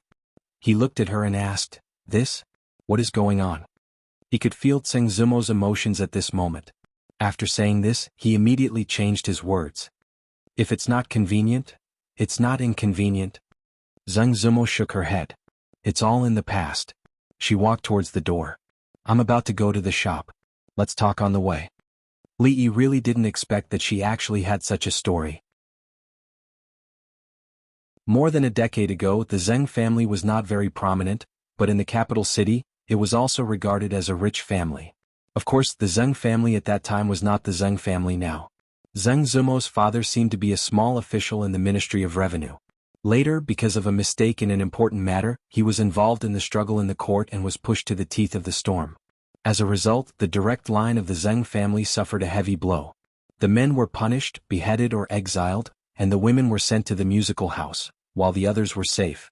Later, the second branch of the Zeng family got in touch with the Chui family, so the Zeng family recovered. Zeng Shichen was even promoted to the assistant minister of the Ministry of Revenue. In fact, today's Zeng family was more prominent than 10 years ago. As a direct line of the Zeng family, Zeng Zumo was implicated at a very young age. After several twists and turns, she moved to the musical house, the Jade Courtyard, and then redeemed herself and came to the capital city. She had never mentioned these things before, so it was the first time for Li Yi to know. Li Yi looked at her and asked, "Are there any family members in the musical house now?" Zeng Zumo shook her head and said, "My mother had committed suicide before they came to confiscate our house. In fact, I am the only one." Li Yi had heard about what happened in the musical house and the brothel, and then associated it with her decisive and almost stubborn character. He could roughly imagine how she grew up step by step from the daughter of an official to become what she was now. How many hardships and suffering she had suffered. Even if he had lived 2 lives, he could not understand it at all. Thinking of these things, he inexplicably felt a little sad in his heart. Zeng Zumo inadvertently raised her head and happened to catch a certain expression on his face. Li Yi's heart sank. He was worried that with her character she might regard this as pity, so he hurriedly explained, "Don't." Seeing his nervous look, Zeng Zumo smiled, and a trace of warmth surged in her heart. She asked, "What about you? Where have you been these months?" Ruoqing, who had not spoken all the way, also turned to look at him. "All the way to the west, first to Shuzhou and then stayed in the Qi kingdom for 2 months. Li Yi gave a brief account of his journey over the past few months. As for the dangerous parts, he naturally skipped over them in a single sentence. Even so, the 2 women heard something different from his words. They clenched their fists in their sleeves, but did not show the slightest emotion on their faces. A few steps behind him, the shock on the face of the sloppy old man had never faded. At this moment he finally understood why that shortcut was always blocked. Li Yi did not say much on this topic. When passing by a clothing store, he cleverly changed the topic. In terms of clothing, the capital city had undoubtedly set the trend for the Jing kingdom and even the surrounding countries. The dazzling array of clothing had caused the eyes of the women to be dazzled. As for undergarments, most of the women had already accepted them. Although there were still some conservative women who still resisted, they could no longer affect the vigorous reform of undergarments. The brothel had not changed much. In fact, the operating model had matured, and the number of brothels in the capital had long reached saturation. In these months, in addition to expanding to more distant states and counties, they also took root in their respective places, and gradually became a daily thing for the people. Every midnight, Wan Ruoqing would vaguely remember that more than a year ago, when the brothel was about to close and everyone was worried about their livelihood, he broke into everyone's sight with a disdainful attitude. At first he just wanted to live and survive in such a world.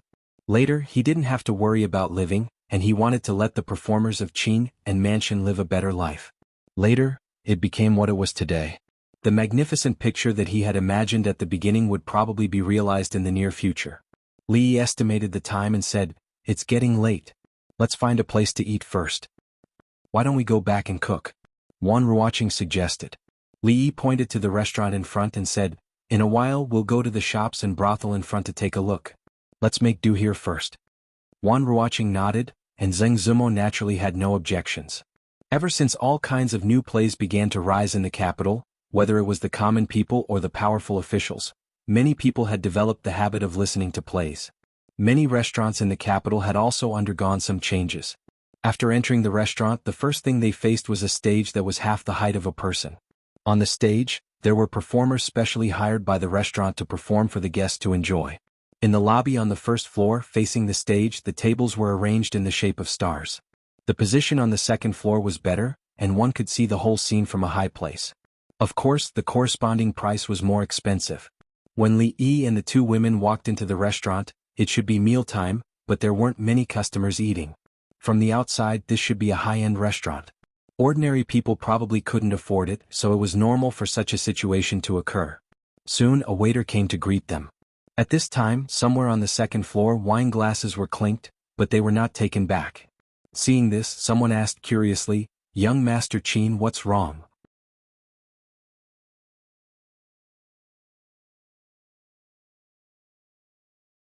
Chapter 739.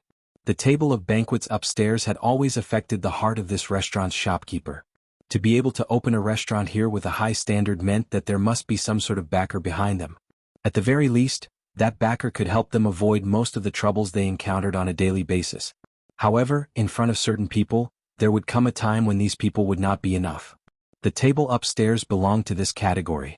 These rich young masters of the capital might not have much ability themselves, but their family backgrounds were often dukes or third-rank officials of the imperial court. They could not be provoked. Fortunately, although there were a few tables upstairs, they were quite far away from each other, so they were safe. The shopkeeper withdrew his gaze from them and looked at a group of people walking through the door. One of them was a young man who looked very unfamiliar, but he was quite handsome. Beside him were two women who were extremely outstanding in appearance. However, the sloppy-looking old man who was following behind the three of them ruined the atmosphere, causing the four of them to look a little strange. He called for a waiter to go over and wait for him. He no longer paid attention to them and focused on moving the abacus in his hand. Speaking of which, this thing made by the academy was really useful. Using this thing called abacus to calculate accounts was much faster and more convenient than before. Young Master Qin, what's wrong?" At a table on the second floor, the young man carefully asked again. "Nothing." Qin Yu finally withdrew his hand and drank the wine in his cup in one gulp. His expression was calm as if nothing had happened. The young man turned his head and looked down. His gaze swept past a certain place and he was slightly startled. Then, he withdrew his gaze and thought of a certain rumor about this young Duke Qin. His heart immediately understood. He looked down again and his heart suddenly became lively. "Young Master Qin, I'll take my leave for a moment." After another round of toasting, the young man stood up and said apologetically. Then he turned and walked down the stairs. Qin Yu's gaze moved slightly. He glanced down but did not stop him. Wei Liangjun was the son of a newly appointed assistant minister in the Ministry of Rights. Although he was not directly under the Qin family, he had a deep relationship with the Qin family. Assistant Minister Wei had just been appointed, but in a short period of time, he had made many achievements. His reputation in the court was quite good, and he was a figure that the Qin family was pushing forward. Across from Qin Yu, Zheng Zijian glanced downwards. His face darkened and his facial expression twitched. That man and woman had left an indelible impression in his heart. However, hatred was just hatred. It didn't stop him from thinking that Wei Liangjun, who thought he was smart, was a complete idiot. In the past 5 months, a storm had been brewing in the capital. Some officials had been banished from the capital, but naturally, there were also some officials who had emerged and entered the center of power. The momentary glory made some idiots feel that they could do whatever they wanted in this place. However, he didn't care about how handsome Wei Liang was. Although he didn't want to see that person, he couldn't help but look down. Did that person finally come back? Qin Yu's expression was calm. He pretended to be courteous to the young masters around him who wanted to climb up to the Qin family. As he raised his head to drink, a trace of darkness emerged in the depths of his eyes. Li Yi was ordering dishes. Ordering dishes was actually a science. There were many people ordering how many dishes, how hot or cold, how much soup or dry. All of these were things that had to be paid attention to. In the future, there were even special training for this. But today, everyone here was on the same side, so there was no need to worry about this. Xiao Chui was a qualified intelligence agent. She had unintentionally revealed to him what dishes Zheng Zumo and Wan Ruoqing liked to eat. As for the sloppy old man, it was enough for him as long as he had candy to eat. When he ordered the 7th dish, Wan Ruoqing said, "This is enough. There are only a few of us, so we can't eat so much." Li ordered another dish and soup, and then he waved the waiter away. He didn't have to worry about wasting food. Since his martial arts had improved by leaps and bounds, his appetite had increased greatly. A mere 8 dishes and a soup was simply a piece of cake. Across from him, Miss Zheng seemed to have a lot on her mind. She didn't say a word, and occasionally she would be absent-minded. Li guessed that it should have something to do with Assistant Minister Zheng of the Ministry of Revenue. The fall of the Zheng family 10 years ago seemed to be inextricably linked to him, so it was no wonder that Zheng Zimo's mood was affected. He had heard Xiao Chui mention before that she would never come to the capital in this life because of this reason. Li was considering whether to tell those people that if Zheng dared to run around in the future and spoil their mood, he would break his leg so that he could go to court with crutches in the future. Wan Ruoqing didn't speak much of the truth, but as long as it was about the brothel or the shop, she would become talkative. Li was not a qualified boss. These things were actually taken care of by her. To be able to manage such a big business in an orderly manner so that he did not have to worry about the future for a woman, it was really not easy. Such a woman should be very good at running a household. Just when Li Yi's mind was somewhat anchored, he suddenly heard a voice in his ear. "Ladies, are you interested in going up for a drink?" Of course, this sentence was not directed at him. When Li Yi looked over, he saw a strange man coming from behind, holding a wine glass in his hand. At this time he was looking at Wan Ruoqing and speaking. There was always no lack of lascivious men around beautiful women. This kind of situation was very common in this era, not only in this era but also in the future. Wan Ruoqing was originally talking to Li Yi with a smile on her face. She looked back and calmed down. She shook her head and said, "Sorry, we don't know you." "It doesn't matter. Don't you know me now?" The smile on the young man's face was even wider. He said with a smile, "I am Wei Junliang, and my father is the Assistant Minister of the Ministry of Rights." From the moment he walked over to the moment he said these words, he had not looked at Li Yi once. There was no need at all. After all, there were many spoiled brats in the capital, and there were many that he could not afford to offend. But before this he had already done his homework. He was already familiar with those people's identities and appearances, but this young man in front of him was not included. Moreover, if he really was someone of status, how could he not have 2 decent guards by his side? As for the old man who looked like he was about to enter his coffin, he automatically ignored him. Assistant Minister of the Ministry of Rights? Li Yi thought about it and asked, "Isn't the Assistant Minister Qin Bo?" Zheng Zimo glanced at him and said in a small voice, "A few months ago the original Assistant Minister of the Ministry of Rights was removed from his position and imprisoned. The current Assistant Minister's surname is Wei." Li Yi shook his head and said, "The Assistant Minister of the Ministry of Rights, a 4th-rank official. How can he be changed so easily? It's really not easy to be an official nowadays." Zheng Zimo looked at him in surprise. The reason the original Assistant Minister of the Ministry of Rights was investigated was because of the account investigation a few months ago, and that matter. Wan Ruoqing's expression changed slightly when she heard the words Assistant Minister of the Ministry of Rights. She glanced at Li Yi and wondered if this matter would affect him in any way. Then she looked at the young man and said, "Apologies, my friend is here." "Are you talking about this young lady?" The smile on Wei Junliang's face was still there. He said, "No problem, this young lady can come with us." "Apologies?" Wan Ruoqing's tone was calm. Wei Junliang's expression darkened. He said coldly, "This is not giving me face."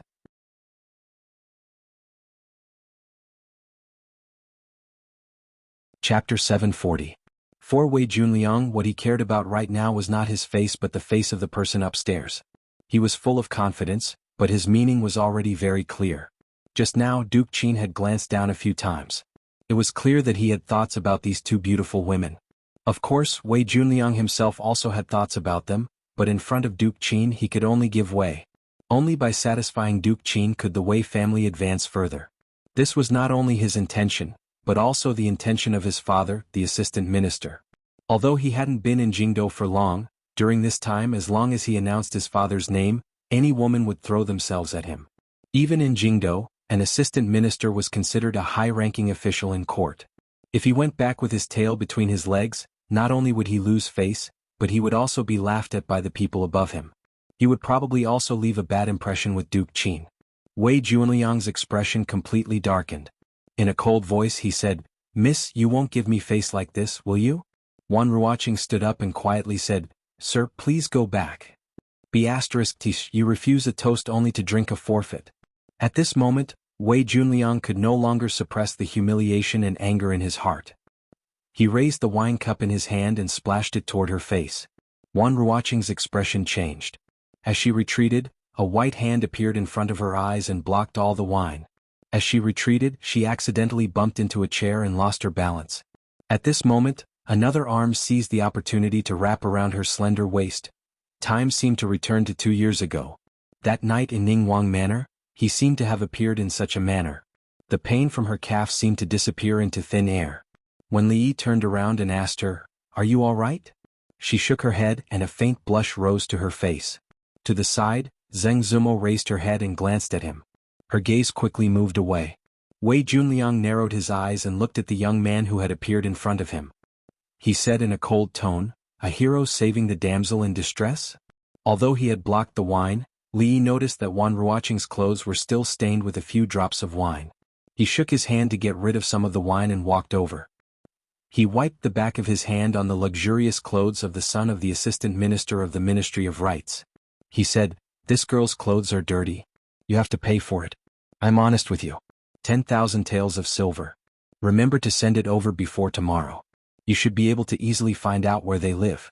Remember, 10,000 taels, not a penny less." Wei Junliang was stunned by his action. By the time he reacted, there were already a few handprints on his clothes. Although this piece of clothing was expensive, it was not the most important thing at the moment. How dare he talk to me like that? That woman's clothes? Compensation of 10,000 taels? He really dared to say it. The people above should have seen what happened below. At this moment, Wei Junliang had no time to think about why the young man in front of him had the confidence to say these things to him. Instead, he calmed down and said lightly, "I want his hand." The 2 strong men who had been standing behind him heard this and walked up expressionlessly. "I want his hand." This sentence was somewhat familiar. Li Yi felt like he had heard it somewhere and it shouldn't be too long ago. Then he remembered where he had heard it. He couldn't help but sigh in his heart. These young people always wanted someone's hand. Although it was cool to say such things, if they couldn't do it they would be suspected of being too pretentious. Doing things in a low-key manner, being a low-key person, there weren't many young people like him nowadays. In fact, when Wei Junliang came down, the shopkeeper of the restaurant had been watching from the side. He knew that the person in front of him was the son of the new assistant minister of the Ministry of Rights. He had just moved to the capital and was in the limelight. Even the people behind him couldn't afford to offend him. This kind of battle was something he really didn't want to participate in, but if there really was a big mess in this restaurant, then this would be the end of his career as a shopkeeper. However, as soon as he stepped forward, before he could even show a flattering smile, he was glared at by Wei Junliang coldly. He shivered and immediately retreated. Seeing the 2 people walk towards Li Yi, Wan Ruoqing and Zheng Zumo's expressions both changed. Although they knew that he seemed to know some martial arts, the 2 people in front of them seemed a bit imposing. The sloppy old man sat firmly in his seat. The big white rabbit was gone. He habitually tossed a broad bean into his mouth and said, "Don't panic, don't panic. It doesn't matter how many of these people come. You have to believe in your man." At this moment, he sighed in his heart and even felt a tinge of sourness. No matter where this brat was, there was no lack of beautiful women by his side, whether it was at home or outside or even in the kingdom of Qi. That girl surnamed Lin must have some special feelings for him. To think that when he was young, Su Tian could be considered to be elegant and elegant, attracting the admiration of countless women. How could it be that at that time he was only focused on martial arts? As he thought of this, a look of reminiscence appeared on his face. Being interrupted like this, the 2 women blushed at the same time. Zheng Zumo turned back to glare at him and secretly spat. But at this moment, the sound of a heavy object falling to the ground could be heard.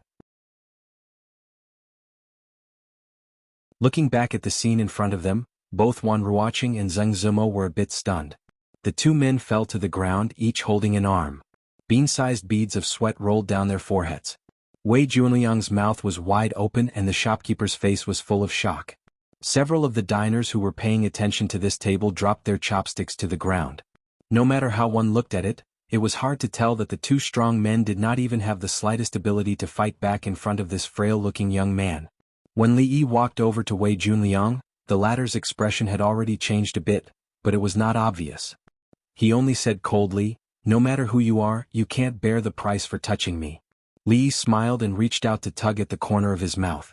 He shook his head and said, Young man, don't keep saying things like face and price all the time. That's not good. The scene before them was really quite dramatic. The two were about the same age. In fact, Wei Junliang looked a bit older. So when the young man put on the appearance of an elder and said those words to Wei Junliang as if he was reprimanding a junior, the scene was a bit out of control. At that moment, someone in the corner laughed. Even though the scene before them was beyond their expectations and they couldn't help but laugh, it also showed that this young man had a lot of scruples about the title of the Assistant Minister of the Ministry of Rights. After all, Wei Junliang was the son of the Assistant Minister of the Ministry of Rights. If he really treated him like how he treated the two guards and crippled one of his arms, things would be irreversible. Wei Junliang was naturally furious that his face was pulled in front of everyone.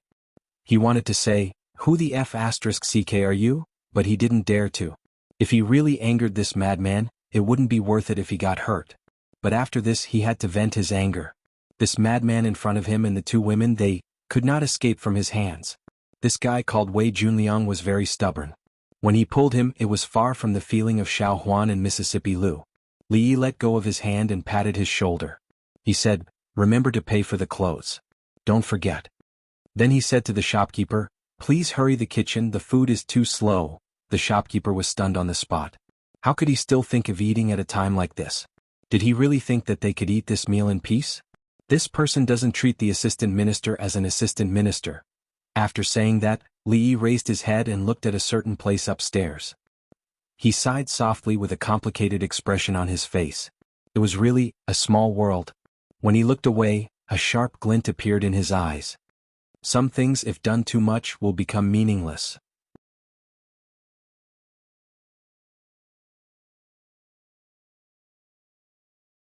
Chapter 741.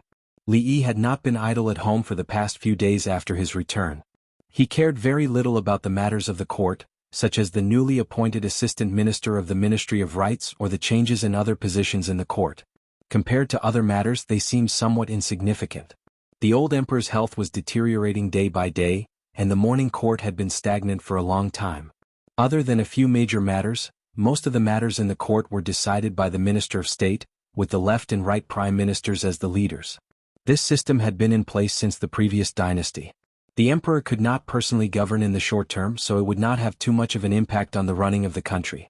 The matters of the court were only concerned with the general structure of the situation. Everything else was related to personal matters.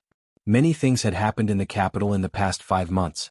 Although the information was categorized and organized in an orderly manner, there was still a lot of information, so he only picked out the important ones.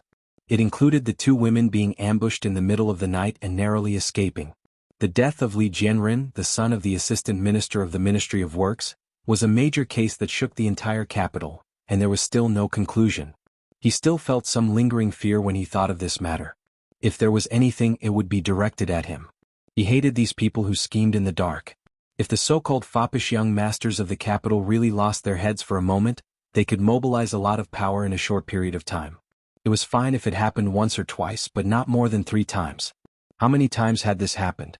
Anyone who was kidnapped thousands of miles away when his wife was pregnant and could only return after a few months would feel a pent-up anger. This aura would not dissipate with time. These few peaceful days did not disperse the anger in his heart.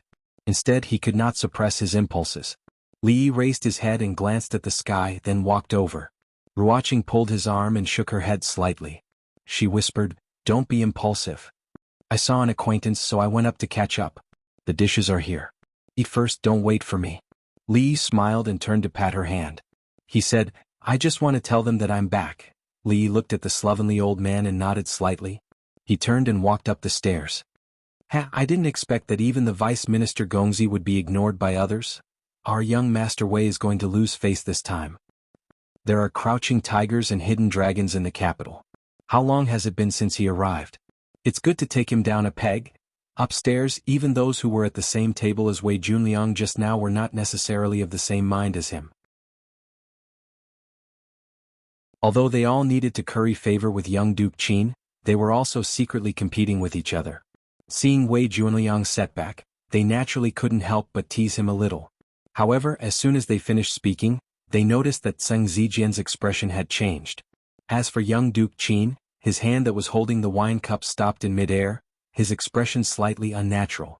The sound of footsteps could be heard as they went up the stairs one after another. The footsteps were short but powerful. In this quiet restaurant they were exceptionally clear. They quickly turned their heads and saw the young man who had been downstairs a moment ago walking up the stairs. What is he doing? The people downstairs who saw this scene all revealed expressions of extreme shock on their faces. The person sitting upstairs was an even more hedonistic hedonist than Wei Junliang. The shopkeeper raised his head to take a look. He seemed to have thought of something and suddenly felt a little dizzy. It can't be. 5 months was not a long time, but it was not a short time either. From when Wei Junliang came downstairs until now, some of the people present seemed to have remembered some people or things that had almost been forgotten. Their faces were stunned and their hearts trembled. It can't be. They muttered to themselves in their hearts. At this moment, Wei Junliang had also come back to his senses. Seeing that the person had already walked up the stairs, he quickly followed and shouted, "What are you doing? Stop." Under the astonished gazes of the restaurant customers, the contemplative gazes of the hedonists at the table, and the sound of Wei Junliang's hurried footsteps upstairs, Li walked to the side of the table and to Qin Yu's side. "Is there a point?" He looked at Qin Yu with a calm expression, like an ancient well without ripples. Hearing this voice again after so many months, Zheng Zijin had to admit that his heart uncontrollably tightened and his palms began to sweat slightly.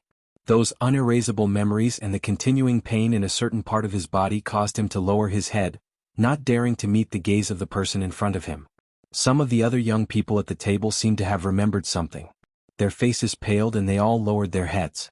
When the others saw that this person actually spoke to young Duke Qin in this manner, they were mostly astonished but even more vigilant.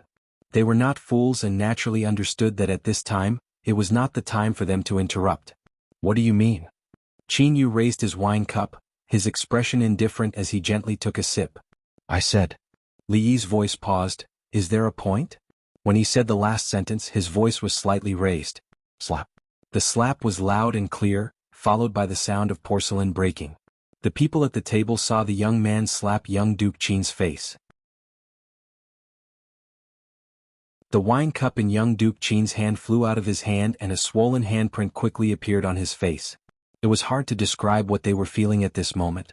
Madman, he really is a madman. Does he even know what he's doing? The moment the slap sounded, Zheng Zijin's body trembled slightly. How many times? How many times? The king of Shu, royal prince Duanyang, young Duke Qin. If he was not wrong, this should be the third slap he had given to Qin Yu's face. Wei Junliang had already run up the stairs wanting to go over and stop that madman. Then his footsteps stopped. To be exact, one of his feet had already been raised but he did not know how to take a step forward. He maintained this posture with his mouth wide open and his expression dull. He was not the only one who was stunned. The customers on the second and first floor as well as the restaurant manager, were also stunned. Everyone thought that when this young man faced the assistant minister of the Ministry of Rights, he chose to compromise and did not dare to do anything too extreme to Wei Junliang. However, now that he had slapped young Duke Qin's face, was he telling them that the son of a mere assistant minister of the Ministry of Rights was not qualified enough? The slovenly elder ate a broad bean and looked up in astonishment. He had to admit that this was the first time he saw this side of this boy. Wan Ruoqing and Zheng Zimo's expressions changed at the same time. They stood up and quickly walked upstairs. One side of Qin Yu's face was already swollen and looked somewhat comical. He stood up and met Li Yi's gaze. His eyes were calm as he said, "This matter has nothing to do with me. The Qin family will not let this go." Young Duke Qin's words, without a doubt, were like throwing another boulder into the already turbulent lake. This time it set off a raging wave. What did he mean by "this matter has nothing to do with me"? Regardless of whether or not it had anything to do with him, with his status, shouldn't he pay back 10 times, 100 times more, and even make the other party beg for death? With a swollen face, what was the meaning of such a serious explanation? Was this still the young Duke Qin who was lawless, robbed women and took liberties with women? He had been slapped in public and still had to give such a serious explanation. This was simply the role model for the capital's playboys. When the top 10 playboys of the capital were selected next year, he would also have a chance to be nominated. On the other hand, wasn't it a bit too much for the young man in front of him to bully an honest playboy? Of course, that was what it looked like on the surface. However, at this moment, everyone knew very well that this unfamiliar young man was someone that even young Duke Qin could not afford to offend. There were also some people who, after carefully rummaging through their memories, finally thought of something. Then they understood that after today the capital would most likely become lively again. It wasn't you?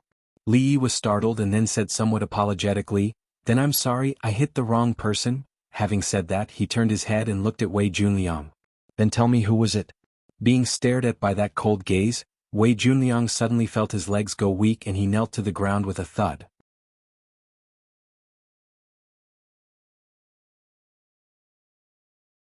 Chapter 742. Arrogant. He was simply too arrogant. Among the younger generation of the capital, there wasn't a third person who dared to slap Duke Qin in front of everyone. The reason why it was the third was because there was one person who wasn't in the capital. However, there was only one person who could say, "Sorry, I got the wrong number," in such a nonchalant manner after the slap, and let the matter pass so easily. If Wei Junliang still didn't know that this unfamiliar young man in front of him was someone he couldn't afford to offend, including Duke Qin, then he would have lived the first half of his life in vain. However, while he understood, there were others who didn't. Arrogant, too arrogant. A 14 or 15-year-old youth slammed the table and stood up. He ordered the group of guards behind him, "What are you waiting for? Hurry up and bring him to the authorities." Immediately, 2 guards walked over from behind and looked around. When they saw that the guards of the other young masters hadn't made a move, they couldn't help but freeze on the spot and didn't dare to step forward. Wei Junliang's 2 guards were still lying on the floor. They didn't think they were stronger than those 2. If they insisted on putting on a strong front, they might end up like them. "Wang Yu." Someone beside him reminded him in a low voice. Just by looking at Duke Qin's reaction, they knew that today's matter was beyond their control. How could an unrelated person from a branch of the Wang family act like a big shot at this time? "Wang Yu?" Li Yi raised his brows and asked, "Which Wang family?" The youth had a smug look on his face as he said loudly, "Luochuan Wang family. Do you dare to offend the Luochuan Wang family?" The Qin family only relied on Prime Minister Qin. Without Prime Minister Qin, the Luochuan Wang family, which had a deep foundation, would far surpass the Qin family in terms of family wealth and influence. As a super family that could stand up to the Cui family, there weren't many in the entire Jing kingdom. Of course, Wang Yu was only a junior from the branch of the Luochuan Wang family. His status in the Wang family couldn't be compared to the direct descendants like Wang Yong and Wang Dan. However, this didn't stop him from using the Wang family's name to scare outsiders. Even in the capital city where heroes gathered, the words Wang clan of Luochuan could indeed shock a large group of people. "Wang clan?" Li Yi glanced at him and said, "Go ask Wang Yong and see if he dares to speak like this." "You." Wang Yu's face turned red. As a young man, he was unwilling to admit defeat. He pointed at Li Yi and shouted, "You'd better remember what you just said." For the time being, the group of playboys who didn't know the background of the person in front of them were all startled when they heard this. From his words, it seems that he doesn't even care about the Luochuan Wang clan. Qin Yu glanced at him, turned around and walked outside without a word. At this moment, countless people widened their eyes. Leaving just like that? Did the dignified young Duke Qin suffer that slap just now for nothing? Li Yi stretched out a hand and blocked Qin Yu's path. The corner of Qin Yu's mouth twitched. He gritted his teeth and said, "Don't go too far. You think it's not you just because you say it's not you?" Li Yi glanced at him. "If the Qin clan wants an explanation, tell them to come find me in person." Since he couldn't settle down anymore, he might as well tell some people directly that he was back. Although he had left the capital for a long time, he wouldn't be bullied by the son of a mere assistant minister of the Ministry of Rights. Zheng Zumo and Wan Ruoqing came up from downstairs. Zheng Zumo tugged on his sleeve. Li Yi turned around with a smile and said, "It's fine now. Let's go down and eat." Zheng Zijian's expression changed. He finally gritted his teeth and walked out of the crowd. He said in a low voice, "Zumo, slap." Zheng Zijian's eyes widened. He covered one side of his face and looked at Li Yi in disbelief. Li Yi looked at him and said coldly, "You think you can call me Zumo?" Zheng Zumo tugged on his sleeve again and said in a low voice, "He's the son of Assistant Minister Zheng. So what if he was the son of Assistant Minister Zheng? Could the son of Assistant Minister Zheng do whatever he wanted? The son of Assistant Minister Zheng. The son of Assistant Minister Zheng should be Zheng Zumo's cousin. They didn't know each other." Li Yi waved his hand apologetically and said, "Sorry, I hit the wrong person again." Countless people present were petrified upon hearing this. Now, the price for beating up these playboys in the capital was so low. Was that all they needed to say was an apology? A flurry of footsteps came from downstairs. The officials were always one step late. Earlier, when the situation was getting out of control, the owner of the restaurant had already sent a waiter to report to the authorities. He couldn't afford to offend anyone here. Although he couldn't afford to offend the magistrate of the capital, he didn't know the magistrate of the capital, so he'd better leave this headache to him. In fact, when County Magistrate Liu heard the news, he had already cursed all the female relatives of these playboys. Damn it, had it been easy for him these days? He was classified as County Marquis Li's faction and was ostracized by the King of Shu's faction everywhere. Without County Marquis Li, he didn't even have anyone to talk to. He had to deal with chores all day long. These bastards always caused trouble. If he didn't handle it well, he would be caught again. This magistrate of the capital was so useless. He hurried into the restaurant and asked loudly, "Where is the person who beat up people?" "Sir, over there." The owner immediately pointed upstairs. "Who dares?" County Magistrate Liu strode up the stairs. He was about to raise his head and question when he suddenly stopped. His face lit up with joy. He quickly walked over and said in surprise, "Sir Li, when did you come back?" Although it was more appropriate to call Li County Marquis Li, he had gotten used to it when he was in Qingyan Prefecture and had never changed it. "I just came back a few days ago." Li looked at County Magistrate Liu and said with a smile, "I haven't seen you for a long time." "County Magistrate Liu, you're still as elegant as ever." Seeing that the capital official who had hurried over was actually talking about the old days with that young man, countless people at the scene were immediately dumbfounded. Zheng Zijian was slapped, but at this moment, there was no hatred in his heart, only fear. He knew why young Duke Qin didn't dare to return the slap after being slapped. He also knew why that person could even ignore the Wang family of Luochuan. It was because he and these people were no longer on the same level. He was the youngest marquis in the Jing kingdom, the dean of the academy, the teacher of the princes and princesses, the favorite of the emperor, and even had the power to mobilize the secret intelligence bureau. He was not a playboy, because the biggest playboy in the capital only relied on the blessings of his father's generation. When their father's generation saw him, they also had to give way to him. County Magistrate Liu suppressed the joy in his heart and looked behind him. He asked, "Sir Li, the matter here, the younger generation is insensible and needs the elders to teach and advise them. Otherwise, I'm afraid they will go astray in the future." Li waved his hand and said, "It's just a small matter. There's no need to trouble Sir Liu. Let their elders take them back and discipline them well." As soon as these words came out, everyone at the table, including Zheng Zijian, changed their expressions. He meant that all the people present today, none of them could leave. If their elders came here to take them back, they would probably be turned upside down after they went back. At this moment, County Magistrate Liu had already understood some meaning from Li Yi's words. He was secretly delighted. This time, County Marquis Li was really angry. It was a good opportunity for him to frighten those who secretly played tricks.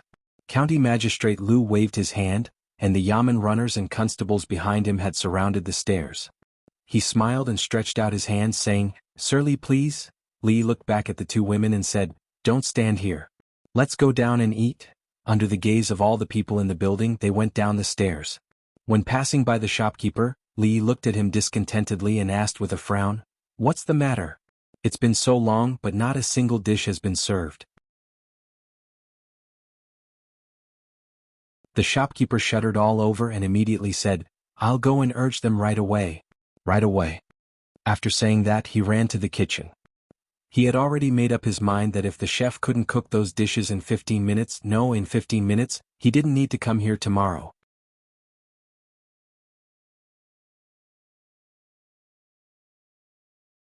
Chapter 743. It turned out that it was necessary to urge the waiter when eating out. Soon after he urged the waiter began to serve the dishes one after another.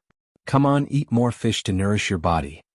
Eat more vegetables too so that the nutrition will be balanced. This dish tastes good. Try it." "County Magistrate Liu, have you eaten? Do you want to sit down and have some?" As a result, such a strange scene appeared in the restaurant. It was very quiet in the restaurant. The playboys were blocked upstairs, feeling nervous and panicked. The young man downstairs had already started to pick up food for the two girls from time to time, and did not forget to comment on them. This kind of strong contrast gave everyone quite a shock. Was he really so fearless?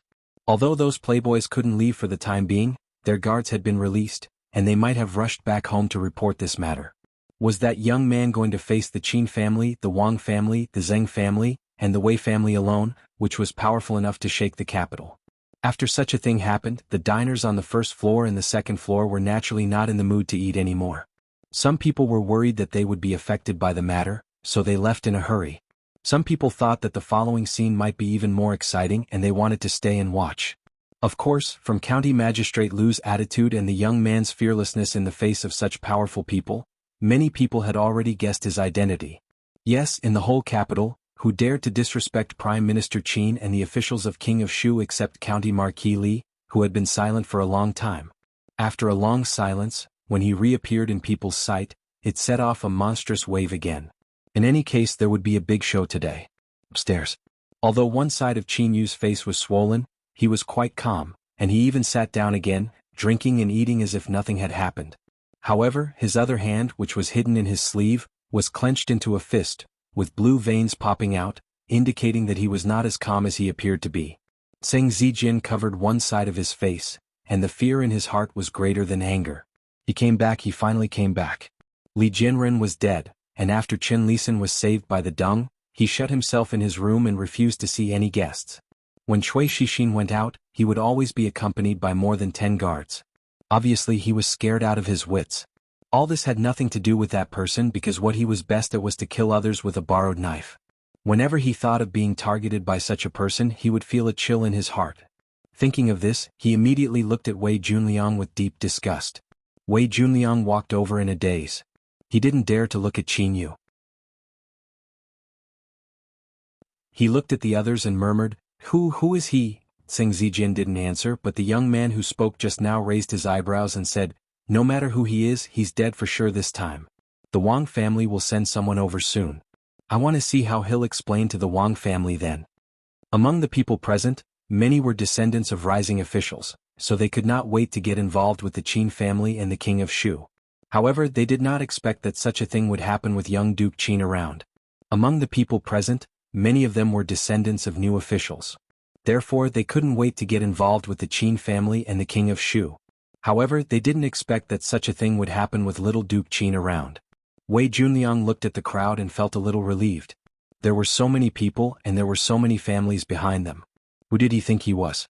Even the Qin family would have to think twice before going against so many people at the same time. What's wrong? The food is not to your taste? Li Yi asked in surprise, looking at the two women who did not seem to be in high spirits. Zheng Zumo glanced at him. She really could not find a second person who could still be in the mood to eat under such circumstances. She pointed upwards and asked, Is there really no problem over there? Li Yi looked up and waved his hand saying, Don't worry, it's fine. He picked up another piece of tender fish and put it in her bowl saying, Eat it quickly. It will get cold soon. Looking at the pile of fish in the bowl, and even the fish bones were picked out and put aside, Zheng Zumo shook her head, but she was still worried. Wan Ruoqing did not speak again. Seeing that Li Yi did not care at all, she had already understood that he was not impulsive in this matter. As for the deeper reason, she did not care much. She only needed to know that as long as he was there, all the difficulties were not difficult. The sound of hurried footsteps coming from outside the door immediately affected the hearts of the people in the restaurant. A young man with a calm temperament walked in quickly. The first thing he saw was County Magistrate Lu sitting on the side. He frowned and asked, Lord Lu, what's going on? Before County Magistrate Lu could speak, someone had already shouted upstairs. The young man named Wang Yu leaned on the railing, waved his arms and shouted, Big brother, I'm here. Wang Yong looked up and saw that the stairs had been surrounded by officials. He frowned again. County Magistrate Lu was worried about how to explain to the eldest son of the Wang family. On the other side, a faint voice came over. Brother Wang, long time no see. Hearing that, Wang Yong was stunned at first and then overjoyed. He turned his head and walked over quickly asking, Brother Li, you're back. Not to mention that the cooperation between the two families had brought great profits to the Wang family, the two families had advanced and retreated together. Even what his father said made him have to treat Li Yi specially. Originally, he heard that Wang Yu had caused trouble outside and was detained. For the sake of the Wang family's reputation, he came in person. He did not expect to meet Li Yi here, which was a pleasant surprise. Just by looking at Wang Yong's attitude, Li Yi knew that his family must have made a lot of money recently. Wang Yong simply moved a chair over and sat down next to Li Yi. He asked with a smile, When did you come back? Li smiled and said, "Just a few days." From the moment Wang Yong stepped into the restaurant, he naturally became the focus of everyone's attention. The eldest son of the Wang family, the future head of the family, would eventually have to control that huge organization. His every move would be of great importance and would be watched by countless people. Originally, they thought that Wang Yong would definitely get back at the Wang family for being humiliated. In the capital or even the Jing kingdom, not to mention the royal family, there were only a handful of people of the same age who could be compared to him. However, his expression made everyone disappointed. Of course, there were more surprises. From the situation before them, it was obvious that the two of them knew each other. Furthermore, judging from Wang Yong's attitude, it could be said that he was extremely friendly. Even the fathers of those rich kids upstairs would not be able to make the future head of the Wang family humble himself like this. In an instant, the status of the young man in their hearts rose to another level. Wang Yu leaned on the railing and looked at the scene below with his mouth wide open. The strong contrast between his expectations and reality made it difficult for him to adapt. That was his eldest brother, his savior. How could he start a conversation with that guy? His eldest brother, Wang Yong, was different from him. He was the eldest brother of the younger generation of the Wang family and was also someone whom the family had high hopes for. From a young age, he had been groomed to be the next head of the family and had a lot of prestige among the younger generation. Now that the Wang family had been humiliated, shouldn't he be angrily getting back at them? Why did the scene before him happen? Wang Yu did not have too much time to be surprised. Downstairs, after clarifying the cause of the matter, Wang Yong's originally smiling face had already darkened. He stood up, looked up and said coldly, "Get down here." Wang Yu's face revealed a look of horror. He grabbed the railing tightly because if he let go, he would directly collapse to the ground.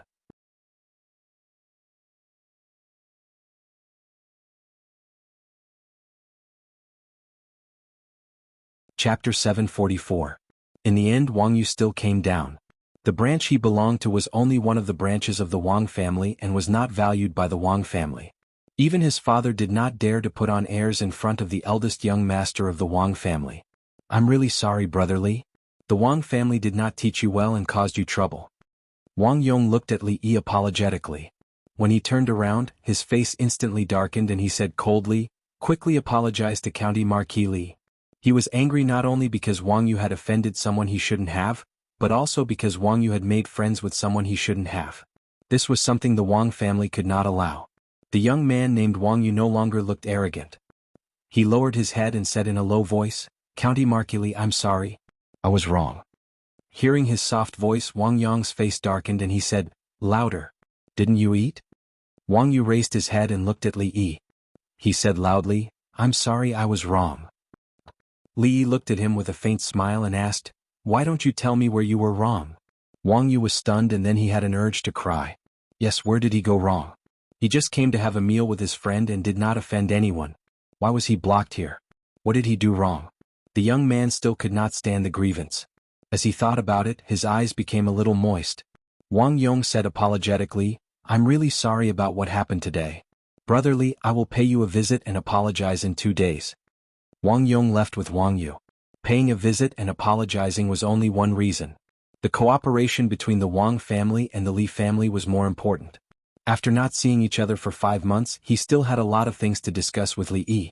The people who stayed in the restaurant were a little disappointed. The future head of the Wang family had come personally, but nothing exciting had happened. It was really boring. However, Wang Yong's attitude towards that person had truly shocked them. The situation in the capital was very complicated.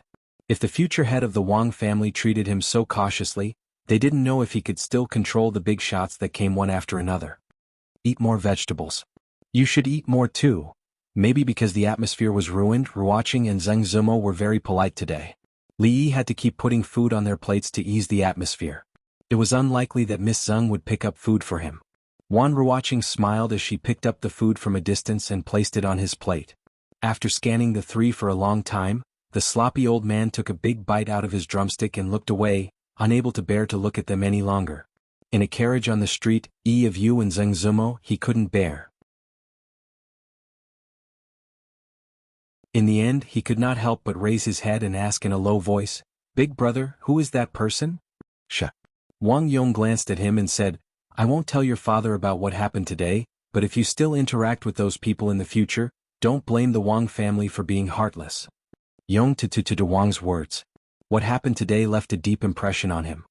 He had never seen his usually gentle brother show such an expression. How could he not take his brother's words to heart? At the same time, that smiling face left an indelible impression in his heart. Outside the carriage, a sedan chair hurriedly passed by, heading for a restaurant. Assistant Minister Wei of the Ministry of Rights rushed into the restaurant and immediately saw the two guards of the Wei family holding their arms. His eyelids twitching, he walked over and asked, "Where's the young master?" Wei Junliang waved from above. Father, I'm here." When Wei Junliang ran down, the officials didn't stop him. Assistant Minister Wei looked at him and asked with a frown, "What's going on?" Wei Junliang stammered and didn't say a word. Even young Duke Qin didn't dare to resist when he was slapped. Even Wang Yong had to treat him with respect. As his father, no matter how he thought about it, he wasn't good enough. Assistant Minister Wei. County Magistrate Liu walked up and cupped his hands at the man. "Lord Liu." Assistant Minister Wei recognized him. He looked at him and asked, "What exactly is going on?" Li Yi tilted his head and glanced at him, saying, "You'll have to ask Assistant Minister Wei's son." "Who are you?" Assistant Minister Wei only heard that his son was detained by the officials and hurried over. He didn't know the specifics, so he looked at the young man who interrupted and asked with a frown. County Magistrate Liu stepped forward and said, "This is Marquis Li." "Marquis Li?" Hearing this title, Assistant Minister Wei's heart skipped a beat, but he still asked, "Which Marquis Li?" "Marquis Chang An," County Magistrate Liu answered. This time, Assistant Minister Wei's heart completely sank. Marquis Chang and Li Yi. This name was really well known. The King of Shu and even Prime Minister Qin's faction had suffered great losses at his hands. It was impossible to estimate how much damage they had suffered. In the current imperial court, the two factions were opposing each other, and this Marquis Li was a key figure in the opposing faction. Even the Chen family behind him had to avoid him, let alone a mere assistant minister of the Ministry of Rights. Moreover, as the new assistant minister of the Ministry of Rights, he knew better than anyone how he got his position. Especially after listening to County Magistrate Liu's story, cold sweat began to drip uncontrollably from Assistant Minister Wei's forehead. It was already hard enough for him to have a conflict with this person, but what was even more frightening was that his side wasn't in the right. Assistant Minister Wei lowered his head and said solemnly, "It's all my fault for not teaching properly and offending Marquis Li. This official will take him back and discipline him properly." Li Yi waved his hand and said nonchalantly, "It's fine. It's normal for young people to be impulsive. Assistant Minister Wei, there's no need to punish your son too much. It's better to guide him." Assistant Minister Wei froze for a moment and immediately nodded. Yes. I understand. Many thanks, Marquis Li." At this moment he was extremely astonished. This Marquis Li was so reasonable and didn't seem as difficult to deal with as the rumors said. It seemed like he was very easy to talk to. "Let's not talk about the conflict for now." Li looked at him and said, "However, your son dirted my friend's clothes just now. I don't know. He should compensate." Assistant Minister Wei fiercely nodded and said, "This is how it should be. I will make him compensate for this young lady's clothes."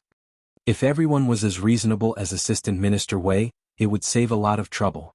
Li smiled and said, "Since it's like this, I won't say anything else. Assistant Minister Wei, don't forget to deliver 10,000 taels of silver to Willow Alley before tomorrow." "Of course, one." Assistant Minister Wei nodded and then froze for a moment. He asked with some uncertainty, "How much?" Even if the clothes were completely made of gold thread, they wouldn't be worth 10,000 taels of silver, right? I must have misheard. A trifling 10,000 taels, Sir Wei definitely won't take it to heart. Li waved his hand and said, "Then it's settled. Sir Wei can take your son away." He naturally wouldn't take 10,000 taels of silver to heart. It wasn't that the Wei clan couldn't take it out, but if he really did, he would probably have to pay for his coffin. At this moment, Assistant Minister Wei finally understood that this wasn't a matter of compensation.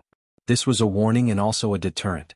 If the Wei clan paid 10,000 taels of silver, then this matter would be settled.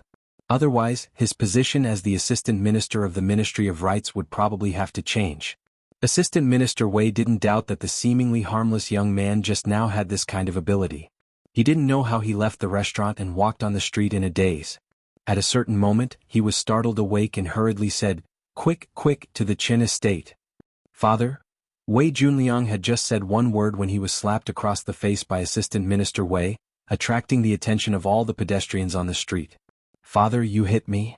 Young Master Wei, who had never been treated like this before, covered his face and said in disbelief, "Isn't it just a county marquis? You are the Assistant Minister of the Ministry of Rights and have Uncle Chen behind you. Why are you afraid of him? How did I give birth to such an idiot like you?" Assistant Minister Wei fiercely glared at him and said through gritted teeth, "Do you know why the previous Assistant Minister of the Ministry of Rights was imprisoned?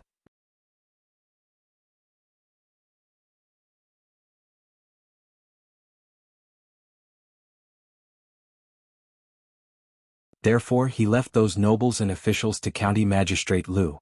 Seeing that the two women stopped moving their chopsticks, Li also put down his chopsticks and asked, "Are you full? If you are, let's go." Wan Ruoqing and Zheng Zimo looked at each other and nodded. Li looked back at County Magistrate Liu. "Mr. Liu, please take care of this. It's no trouble at all." County Magistrate Liu waved his hand again and again. If he was alone today, he naturally couldn't control such a situation. However, with County Marquis Li standing behind him, he didn't need to worry too much about the families of those people. As the two of them spoke, a few more people walked in from outside. Every time someone came in, a small commotion would erupt. "Who is this? I don't know him. Is there such a person in the circle of officials and nobles in the capital? You don't even recognize him? Isn't he the fifth master of the Qin clan?" After being enlightened by one person, everyone suddenly understood. The Qin manor was prosperous.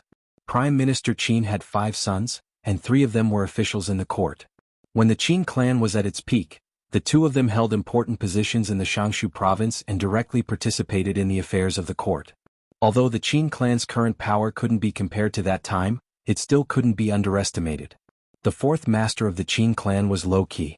Although he didn't participate in court politics, he had a lot of influence in the business world. Only the 5th master of the Qin clan didn't have any talent, but in terms of fame in the Qin clan, he was probably second only to the biggest playboy in the capital, young Duke Qin. There was no other reason. 2 years ago, a scandal broke out in the Qin clan that shook the entire capital, and it happened to 5th Master Qin. Young Duke Qin, who had always had a special fetish for married women, had unexpectedly set his sights on his own uncle one day. Taking advantage of his drunkenness, he forced himself on the concubine that 5th Master Qin had taken in. After 5th Master Qin bumped into him, he kicked him out of the room. The concubine couldn't bear the humiliation and committed suicide on the spot. At the time, this matter was very big and caused a huge uproar in the entire capital. Later, for some reason, it was left unsettled. After that, young Duke Qin was still young Duke Qin, but 5th Master Qin was no longer that 5th Master Qin. His identity had become his humiliation. Because of his identity as 5th Master Qin, everyone fawned over him on the surface but secretly mocked and disdained him. In the future, no matter how quickly the Qin clan soared, 5th Master Qin would never be able to raise his head again. County Magistrate Liu went over to greet him. Li Yi's gaze briefly met with a brawny man behind the middle-aged man before quickly moving away. Zheng Zimo and Wan Ruoqing stood up, but the latter's body swayed. If it weren't for Li Yi's timely support, she probably would have fallen to the ground. "What's wrong?" Li Yi asked with concern. Wan Ruoqing frowned slightly and said, "I think I bumped into something just now." When she was avoiding that man just now, her calf bumped into a table and chair. At that time she was nervous and didn't feel anything. Now that she was completely relaxed, there was a burst of pain. Zheng Zimo walked over to help Li Yi support her. Li Yi looked at her and asked, "Can you still walk?" "It's fine." Wan Ruoqing shook her head. With Zheng Zimo's support, although it was a bit difficult to walk, she could still move slowly. Qin Yu and 5th Master Qin didn't have much communication. When they walked down the stairs, they didn't look at Li Yi and walked straight out of the restaurant. When Li Yi and the 2 women walked out, they just happened to see Assistant Minister of Revenue Zheng Shichen rushing over. He looked at Zheng Zimo with an extremely surprised expression. Zheng Zimo lowered her head and didn't say anything. On the street, seeing Wan Ruoqing frown with every step, Li Yi felt that the asking price for the clothes just now was still a bit too low. That Wei guy had gotten it too easy. However, after all, he was a man of his word. It was hard to take back what he had said. It was not appropriate to raise the price now. If he could not deliver the money by tomorrow, it would be reasonable for him to double the compensation.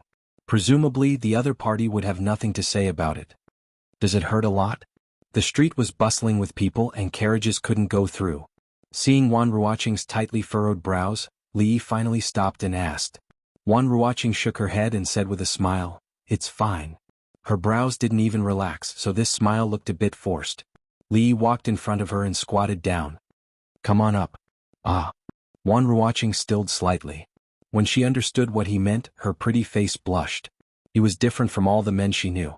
Although she had tried her best to get used to the way the two of them interacted, she still felt that putting food on each other's plates was the limit of what she could do. This was something she had only gotten used to after a long time, because when he said these things, his eyes were always as clear as water, without a trace of lust. Other than him, if it was anyone else, she would most likely think of them as a lecher and wouldn't give them any good looks. But habit was habit. If she was carried by him through the crowded streets and watched by so many people, just thinking about it made her face a little hot. Zheng Zimo also looked at this scene in a daze. At this time, Li Yi had already begun to urge.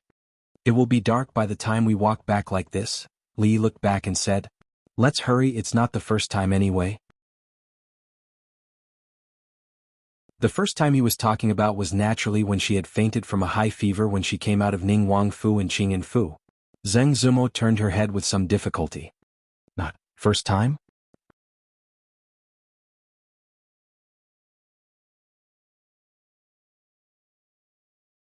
Chapter 746. Wei Junliang's mind was still muddled as he stepped through the gates of Duke Chen's estate. Just now, while they were walking, he had already heard his father describe the past of that Marquis Li. He had beaten Duke Qin, Royal Prince Duanyang, and the King of Shu in front of all the civil and military officials. Who knew how many playboys in the capital had suffered at his hands? Qin Lisan had locked himself in his home and refused to see anyone. Shui Shixin had become a frightened bird. Duke Qin had just been slapped. The King of Shu had been banished, and Royal Prince Duanyang had become a eunuch, and that Marquis Li was still safely staying in the capital. These were his past achievements. However, this was not all. His reputation was not built from fighting. He was also the head of the Mathematics Academy and the teacher of many princes and princesses. A few months ago, the vigorous investigation in the capital had been carried out by a student of the Mathematics Academy. The fall of the previous assistant minister of the Ministry of Rights, Qin Bo, was also during that investigation. It was because Qin Bo was imprisoned that his father had the opportunity to be pushed out of the spotlight by the Qin family. After some maneuvering in court, he was transferred from a place far away from the capital to here. From a certain perspective, he had gone from a playboy in a remote place to a playboy in the capital. Should he thank that person? But why did he still feel a little guilty? Wei Ji was the assistant minister of the Ministry of Rights. With the powerful support of the Qin family with his current age, it was not impossible to take a small step forward before he retired. However, at this moment he no longer dared to think about these things. The most important thing now was to solve the problem in front of him. Just as he stepped through the gates of the Qin family, Wei Ji looked at the gatekeeper and said somewhat impatiently, "Is the manager here? I have an urgent matter." The current manager of the Qin family was Qin Qin, but the manager that Wei Ji spoke of was the second master of the Qin family, Qin Chong. He naturally had his reasons. Qin Chong was his brother-in-law, so it would be more suitable for the two of them to communicate. "Miaoyu, I heard that the brothel has a new show these days. I heard that it is not bad. Do you want me to go with you some other day?" In a small garden behind the Qin residence, there were many artificial mountains and flowing water. Qin Chong walked to the pavilion and smiled at a white-haired lady. The white-haired woman looked at the water with a hint of worry hidden between her brows. When she turned her head, her brows relaxed. She shook her head and said, "Second brother is busy with work. I'll let Xiu accompany me for these things." Qin Chong shook his head and smiled. "I don't have much to do recently. Whenever you want to go, second brother will take a leave to accompany you." The white-haired woman didn't say anything else. As a dignified official, she stood outside the courtyard and looked at him with a smile on her face. A servant of the Qin manor walked over and pointed at a place not far away. He said respectfully, "Second master, Lord Wei of the Board of Rights is here." He knew about the relationship between Sir Wei and the second master, so he didn't stop him and brought him here. A hint of confusion appeared on Qin Chang's face as he asked, "The Bureau of Rights has been rather busy these past few days. How did you find the time to come here today?" Wei Ji revealed a dejected expression and said, "It's all because of this brat."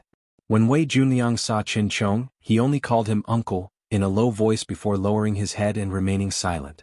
Qin Chong glanced back at the pavilion and pointed ahead. Let's talk over there. Second brother, there's no need. A gentle voice came from behind him. The white-haired woman had already walked out. After nodding slightly at Wei Ji, she looked at Qin Chong and said, "You can talk here. I'll go take a walk in the back."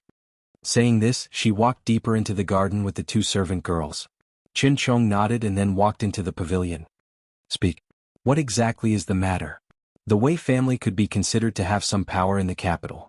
They wouldn't go so far as to seek out the Qin family just because a junior had caused trouble. Wei Ji sighed and said, "Today Liang was eating in a restaurant. Because of a woman, he got into a conflict with someone. You want the Wei family to pay 10,000 taels of silver for a mere piece of clothing?" After hearing this, Qin Chong didn't get angry. Instead, he smiled and asked, "I'd like to know in the capital who would be so bold?" "The Marquis of Chang'an County, Li Yi," Wei Ji said gravely as he looked at him. The smile on Qin Chong's face froze. His gaze was like lightning as he looked at Wei Ji and asked word by word, "Who, did you say?" "The Marquis of Chang'an County, Li Yi," Wei Ji repeated. Qin Chong's face darkened. He looked at Wei Junliang and asked, "Speak. What exactly happened? Don't leave out a single word." Hearing this icy voice, Wei Junliang shivered. When he spoke again, his voice was trembling and tears were about to fall. I and young Duke Qin." After hearing Wei Junliang's words, Wei Ji saw that Qin Chong's face was dark and that he hadn't said anything. He couldn't help but feel uneasy and asked, "That 10,000 taels of silver?" He actually came back. Qin Chong clenched his fists and muttered, "What does this mean? A warning?" Qin Chong's expression became calm again. At a certain moment, he turned his head to look at Wei Ji and said, "That 10,000 taels of silver, just think of it as buying a lesson." Hearing this, Wei Junliang's expression immediately changed.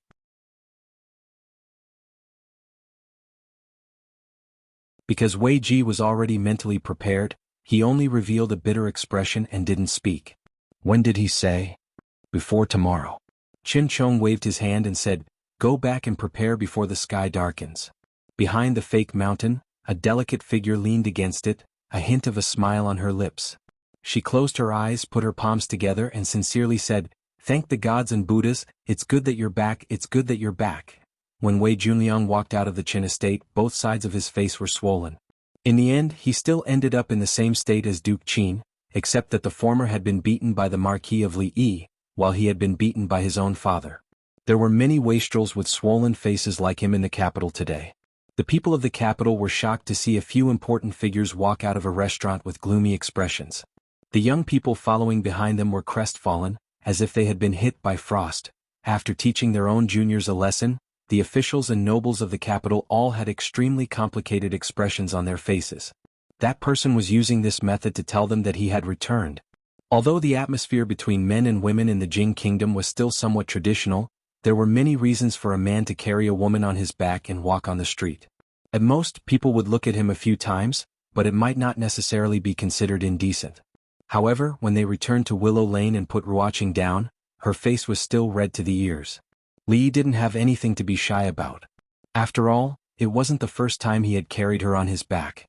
Besides, she had carried Xiao Huan, Mississippi Lu Yongning, and the Tsundra Lolita. In comparison, although Mississippi Lu usually didn't show off, she actually had the best figure. Li Yi discovered this when she taught him how to ride a horse last time. Next it should be Wan Ruoqing. Xiao Huan was still young, so there was still room for development in the future. Li Yi stopped some thoughts in time, looked at Wan Ruoqing and said, "See how your injuries are. Do you need to call the doctor over?" The blush on Wan Ruoqing's pretty face hadn't faded yet. She shook her head and said, "No need. After a while you should be fine after applying some medicinal wine." "Let's see." Li Yi shook his head and said, "Let's see how serious the injuries are first." Wan Ruoqing's face became even redder. Her injuries were on her calf. If he wanted to see, wouldn't he have to take off her shoes and socks and roll up her pants? But how could a woman's private area be so easily seen by others? Zheng Zumo glanced at Li Yi and said, "You go out first." Li Yi looked at her and asked in confusion, "Why? A woman's private area? Is that somewhere you can look?" Zheng Zumo glared at him again and said, "I'll just watch from here." Li Yi then realized that this wasn't the future. where the streets were full of white legs and some girls' pants couldn't even cover their buttocks. This was still an era where one had to be responsible for looking at a girl's feet. However, what Miss Zheng said wasn't quite right. If she couldn't look at her feet, then other places. Some images emerged in Li Yi's mind, and he couldn't help but look at her a few more times. Seeing that he was looking at her strangely, Zheng Zumo seemed to have thought of something. Her face turned redder than Ruoqing's, and there was a hint of annoyance in her voice. Get out now. After waiting outside for a while, Zheng Zumo came out, her cheeks still red. She glanced at him and said, I looked. It's just some bruises. It shouldn't be a big deal. Li Yi nodded and said, I'll have someone bring some medicine for bruises later. There were many good things from the palace at home, which should be better than those sold in the medicine shop. Zheng Zumo didn't speak and didn't look at him. The atmosphere began to become a bit awkward. Li Yi looked at the sky. It was time to go back to cook. He looked back at her and said, if there's nothing else, I'll go back first. Zheng Zumo waved her hand. Go. Li Yi thought about it, turned around, opened his arms and said with a smile, we haven't seen each other for a long time. Won't you give me a warm hug? Ba lecture. Zheng Zumo looked at the faint smile on his face and glanced at him. She snorted and turned to walk into the room. Li Yi smiled and shook his head. However, when he turned his head, an imperceptible disappointment appeared in his eyes. Hey, stop. He heard the voice behind him and turned around. A warm and fragrant body pressed against him. Zheng Zumo's body left immediately, leaving behind a fragrance that didn't belong to any of the perfume from Rui workshop lingering in his nose. Li Yi looked at her and murmured, I did hug but it wasn't warm enough. Ba lecture shameless. Zheng Zumo took a few steps back, her face even redder than before. Li Yi smiled, turned around and walked out the door, waving his hand casually behind him. See you tomorrow. Zheng Zumo watched his figure go away before withdrawing her gaze. She said in a daze, see you tomorrow?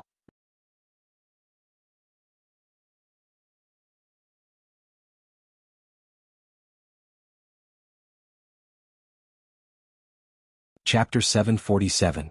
When Zheng Zumo turned and walked into the room, there was a faint smile on her lips. Wan Ruoqing put on her clothes, got out of bed and asked. He left. Zheng Zumo nodded and walked over to help her up. She said softly, stay at home and rest for the next 2 days. Don't move around. Wan Ruoqing smiled and said, I'm not that delicate. It's just a knock. It won't hurt after a while.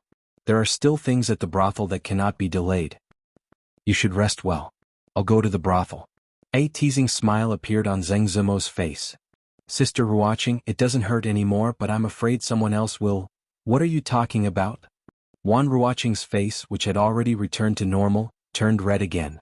Zheng Zumo blinked her bright eyes and asked in a gossipy tone, you just said it wasn't the first time. What happened? Wan Ruoqing shook her head and said, I told you before it was at Qing and Fu. That night at Ningguang Fu. After I fainted that day, I was carried back by him. Zheng Zumo finally remembered something. But at that time, a certain person was still a lecher in her heart. She only cared about Wan Ruoqing's physical condition. She blinked her eyes and asked again, is it really just like that? What else can it be? Wan Ruoqing glanced at her and asked, is there going to be a warm hug? Zheng Zumo's face instantly became as red as blood. After coming back to her senses, she looked at her with some panic and embarrassment. Well, you dare to make fun of me? In embarrassment and anger, she reached out to tickle Ruoqing, but she didn't forget to divert some attention to avoid where Ruoqing was hurt. The two often played this kind of game. Usually there were only them, Xiao Chui and Xiao Zhu in the small courtyard, so they didn't have to avoid anything. Wan Ruoqing couldn't move freely today, so she was naturally at a disadvantage. After a round of confrontation, she was soon ridden by Zheng Zumo. Panting slightly, she said with a smile, Stop messing around. Zheng Zumo pressed her down with one hand and put the other hand on her lower abdomen. Tell me, do you still dare to make fun of me? After the fight just now, both of their clothes were a bit messy. Although Zheng Zumo had won, a large part of her shoulders were exposed. It was as if she had taken off Ruoqing's toenails, revealing her smooth and jade-like feet. She had tickled Ruoqing just like that. At this moment, the posture of the two was really charming. It was as if Ruoqing was lying on her back on the bed, and Zheng Zumo was riding on her waist. It was very much like a legendary posture. Li Yi walked in from outside and was slightly startled when he saw this scene. His gaze swept over the two of them and his throat moved involuntarily. After a long time he said, I just want to ask, do you still have osmanthus cake? The expressions of the two women on the bed froze at the same time. If not, then forget it. I'll ask again tomorrow. You guys continue. Li turned around and strode out the door. He grabbed a pillow that flew out from inside and gently threw it back. It's not right to throw things around. It's not good to hit too many people. Even if it doesn't hit anyone, it's not good to hit flowers and plants. This time, the pillow flew out even faster and with even more force. Li stood in the yard and stretched comfortably. The scene he saw yesterday still made his blood boil when he thought about it. No wonder Bai Ji had a poem called, Holding the Pipa and Covering Half of Your Face. Only when it was half covered could it be called temptation. It could leave a lot of room for imagination, and the more one thought about it, the more shameful it would be. Li originally wanted to go to the city to see the new house this morning. Fang had selected a few according to his requirements, but the final choice was still up to Li. When he got up, he felt as if he had forgotten something. After washing up, changing clothes and walking out of the house, he finally understood when he saw the carriages coming from afar. He was afraid that today would not be peaceful. County Marquis Li has returned to the capital. Congratulations. An old man who looked like a butler came down from the carriage in front and said with a smile, I'm here to congratulate you on behalf of my lord. Your lord is? The Minister of Revenue. Oh, it's Lord Qin. Li nodded. Before he could say a few more words, another person came up. Deputy Minister Ma. Li cupped his hands. Li knew this person. During the investigation of the accounts, the Divination Academy and the Imperial Censorate had forged a deep friendship. Deputy Minister Ma was the second in the Imperial Censorate, and this time he came in person. Deputy Minister Ma smiled and said, I'm very happy to hear that County Marquis Li has returned to the capital. I've prepared a small gift to show my respect. Please come in. The servants of the Li family had already come out and moved the things from the horse into the house. Li glanced at it casually. It was a small gift, but it didn't seem to be a small gift at all. The butler of the Qin's mansion and Deputy Minister Ma did not say much before they left. Before Li had time to drink water, another person came to visit. This time it was the Shen family. Li did not have any friendship with Prime Minister Shen and the Shen family. Last time when the Lioli Glaze exhibition was held in the palace, the Shen family stood up and spoke for him. Although he did not know why they came to join in the fun, he could not neglect them. However, this was only the beginning. Li admitted that he had many enemies in the capital, but he also had many friends. This matter involved many factions in the imperial court and the struggle for interests.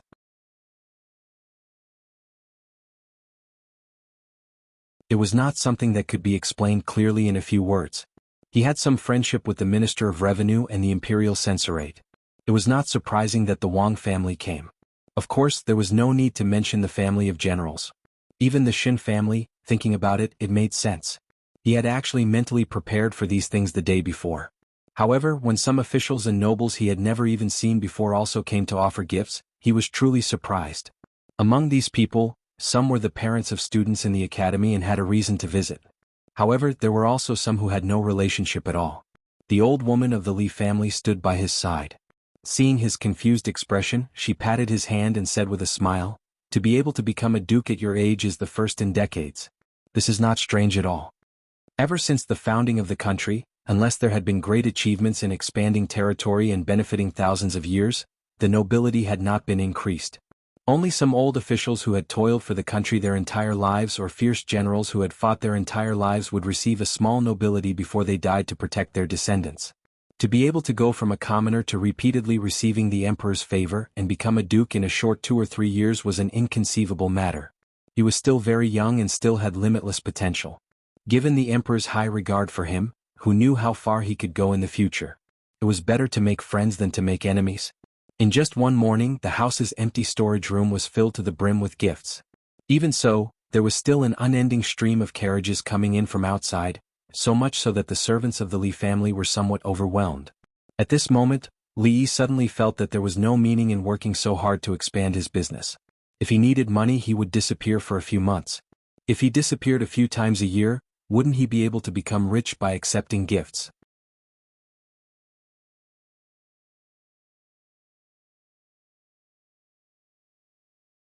Chapter 748. The servants of the Li family moved carts after carts of gifts into the house. Li Yi stood in the yard thinking of new ways to earn money. He couldn't keep disappearing. It would be fine if he disappeared once or twice, but people weren't fools. If he disappeared too many times, they might suspect that he was cheating. In this way, the reputation he had worked so hard to build would be ruined. He thought about it carefully. When he married Rui, he was in a daze and didn't even remember what happened. This was the first time he got married in his life. It was too hasty. He had to find a chance to hold a formal wedding in the future. He had to make it grand and earth-shattering. He had to invite the royal family, the Wang family, and any rich family in the capital. As for Li Xian, it would depend on how many gifts he gave. In this way, there would be many opportunities to receive gifts in the future. On second thought, it seemed that his birthday was coming. In the past 2 years, he had spent it with Rui and the others at home. Should he make a small celebration this year? Well, it was worth thinking about. Young master, that room is full. Old Fang walked over and said with a surprised expression. It wasn't a festival today, but the number of people who came to send gifts almost reached the outside of the village. Clean up another room. Li Yi waved his hand. When he was about to go out to have a look, he saw someone who surprised him. County Marquis Li. When he saw Li Yi again, Assistant Minister Wei's attitude was very humble.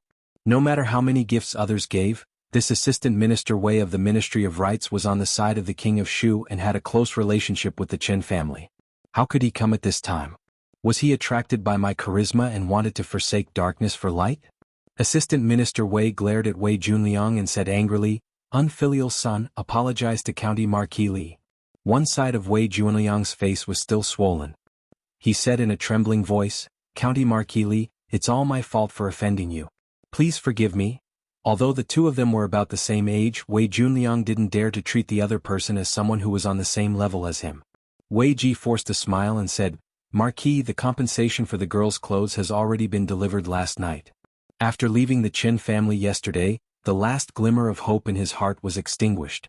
Although he had just been transferred to the capital not long ago, he had long heard of County Marquis Li's murderous methods. If they were targeted by him, even if he had the Chen family behind him, they could forget about having a good ending. Li smiled and said, "Sir Wei is truly trustworthy." Wei Ji nodded repeatedly. Of course. Seeing the two of them still standing there, Li probed, "Does Sir Wei want to go in and have a cup of tea?"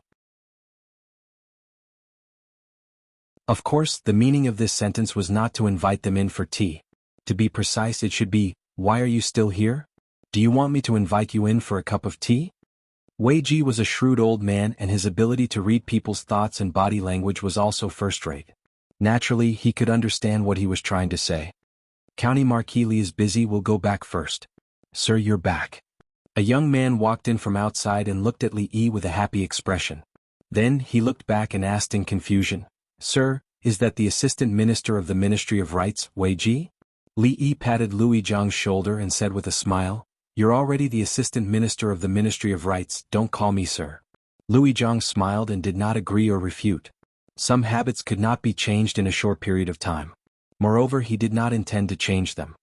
"Isn't Wei Ji from the Chen family?"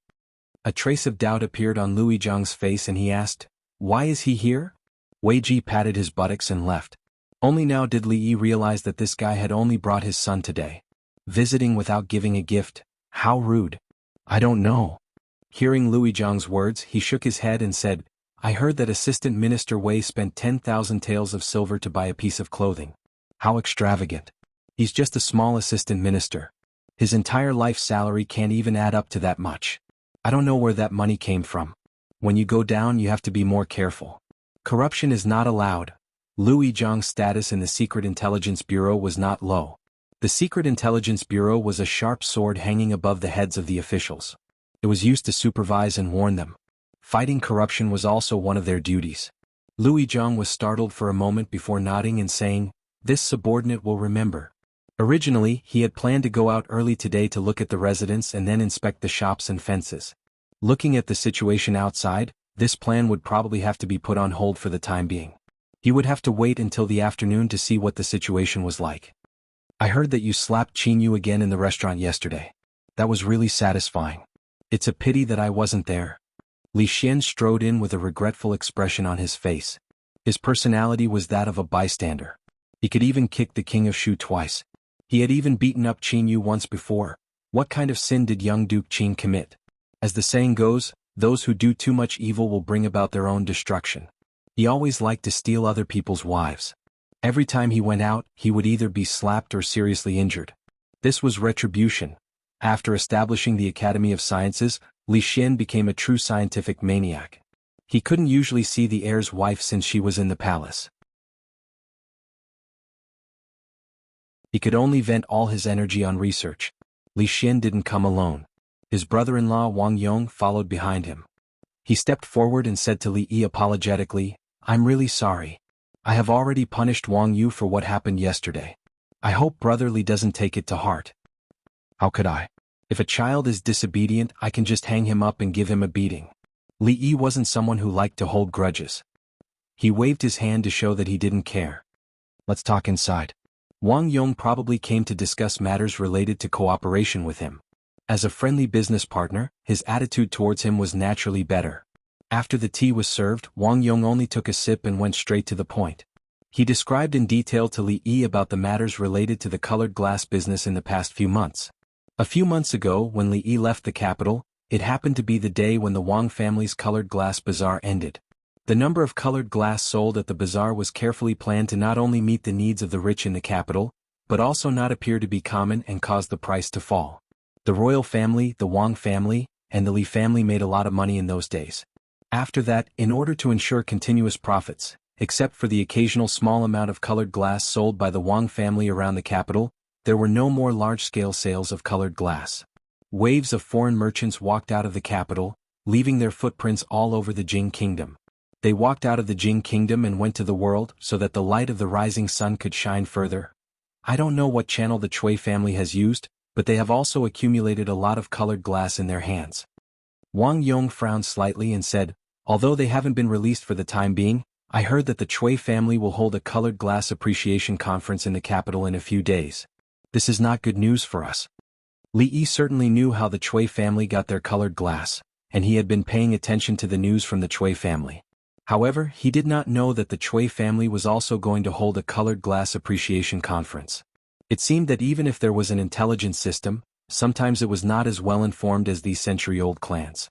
The Cui family actually had a lot of businesses under their name, and they were involved in a wide range of fields.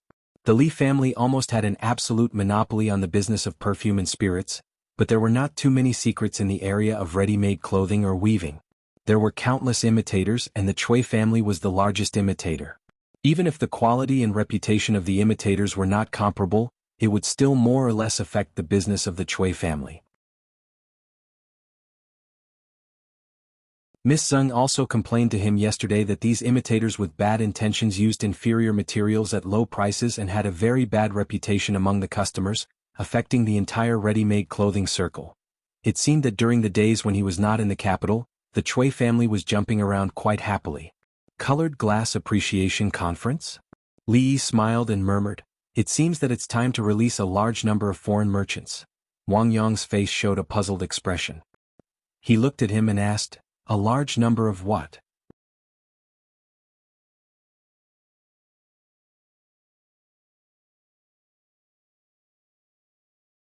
Chapter 749. It was not easy to find a large group of foreign businessmen with blonde hair and blue eyes, but it was possible to find a large group of foreign businessmen who were not fluent in the official language. The Cui family had almost monopolized the jewelry industry in the Jing state. Although the Wang family was a large family with many industries, it was only in the past few months with a large number of liuli that they had a foot in it. In this regard, their influence was still inferior to the Cui family. Colored stones had always been a rare commodity and were known as auspicious. They could only be found but not sought. Although a large number of them appeared some time ago, there were so many rich people in the capital that the number could not meet everyone's needs. After a few months, the Cui family's colored stone appreciation party naturally attracted people's attention again. Especially those who failed to get it for various reasons the last 2 times, they began to be impatient early. Emperor Jing only wore an outer robe. After a meal he took a walk in the garden as usual. He wondered, where did the Cui family get so many colored stones? How would I know? Li Yi shook his head and said, "However, the emergence of a large number of colored stones is not a good thing. If it is not controlled well, it makes a big mess." Emperor Jing looked at him and asked, "What do you mean?" "Colored stones are precious because they are rare. If colored stones are like the gravel on the ground and can be found everywhere, then there is no value to speak of. Li Yi thought for a moment and said, Your Majesty, think about it. If someone with ulterior motives sells the gravel at a sky-high price and the world rushes to buy it, then all the silver in the world will fall into the hands of that person. In this way the world will be in chaos. You mean that the Chui family has accumulated a large number of colored stones. Once they are released, the capital will be in chaos? It is only a possibility. Li Yi shook his head and said, Recently, I just want to stay at home peacefully and take care of my own affairs. I can't manage the Chui family. Peacefully? Emperor Jing glanced at him. These days, the memorials of impeachment in the court have piled up higher than the table. Is this what you mean by peacefully? This is really unfair. I heard that you let people block more than a dozen of the capital's playboys in the restaurant and let their elders personally take them away. There are countless people who can testify that I was bullied. You even made Wei Ji pay 10,000 taels for a piece of clothing? Your Majesty, aren't you curious as to how an assistant minister like him got so much silver? Emperor Jing glanced at him and said, I'm afraid I'll have to disappoint you this time. Since Wei Ji could be pushed out, it's impossible for him to have made any major mistakes.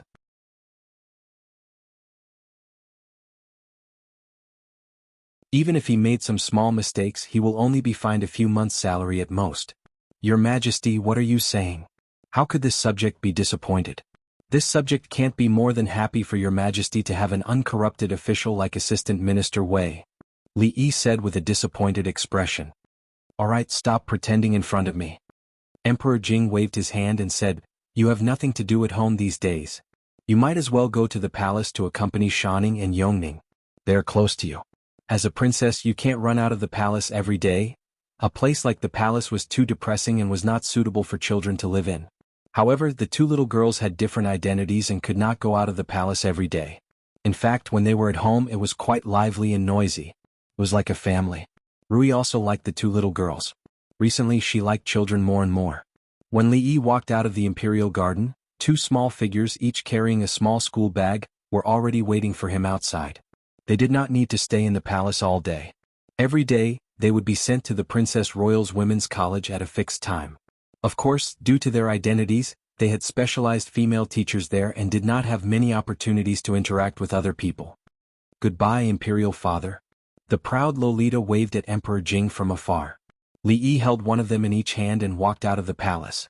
Emperor Jing looked in that direction for a long time until the figures of one big and two small figures completely disappeared. Only then did he withdraw his gaze. His face showed some envy.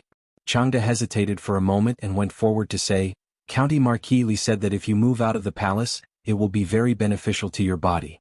Recently the weather has been hot. Your Majesty, why not move to Zhujiang Courtyard?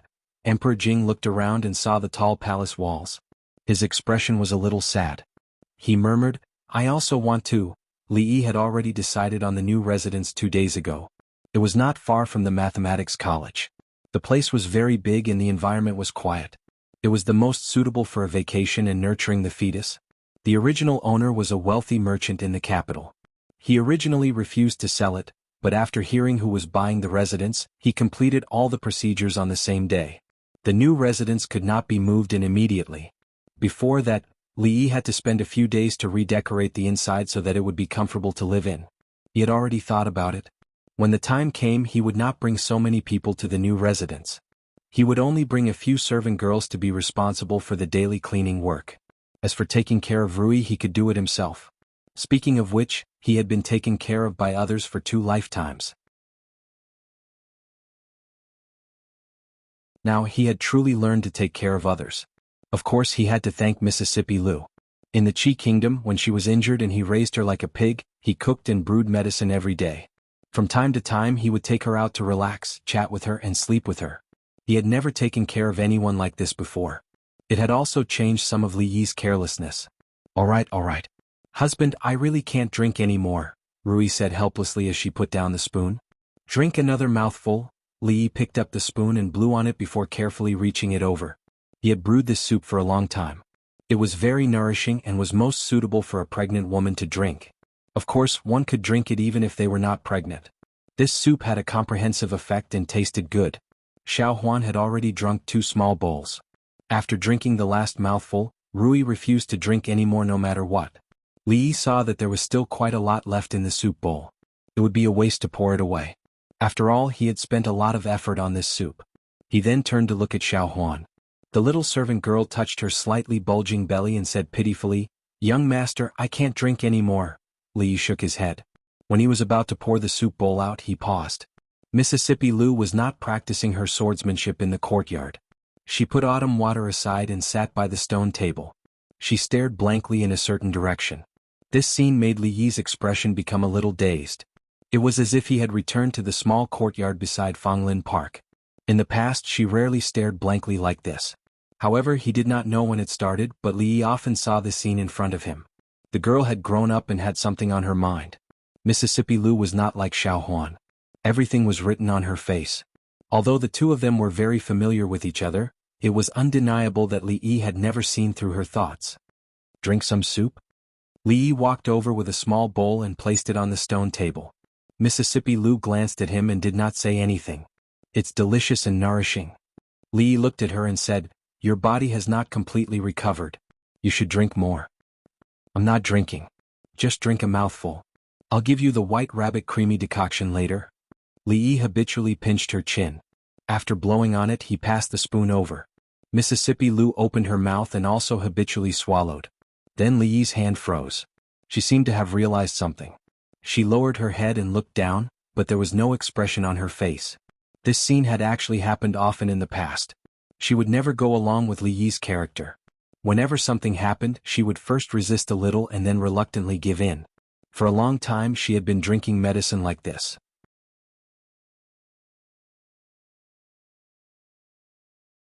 She drank a mouthful of medicine and was rewarded with a white rabbit creamy decoction. The two of them were used to this kind of transaction. However, just now, they seemed to have forgotten that this was no longer the Qi Kingdom. It was no longer the small courtyard beside Fragrant Forest Park where only the two of them resided. "Sorry? It was a habit." Li Yi was the first to react. He quickly retracted his hand and did not let her drink the soup. He was ready to run away at any time. Mississippi Lu did not have any special reaction. She only glanced at him and said calmly, "Put it down." Put the soup down," Mississippi Lu repeated. After making sure that she was not angry at all, Li Yi put down the bowl and looked at her in surprise. This wasn't her style at all. Mississippi Lu glanced at him. "Why are you still here?" Li Yi looked at her and said, "You're a little strange today." Holding autumn water in her hand, Mississippi Lu narrowed her beautiful eyes and asked, "How strange?" "Strange?" Seeing that the familiar Mississippi Lu had returned, Li Yi took a step back and said with a smile, "You're quite pretty."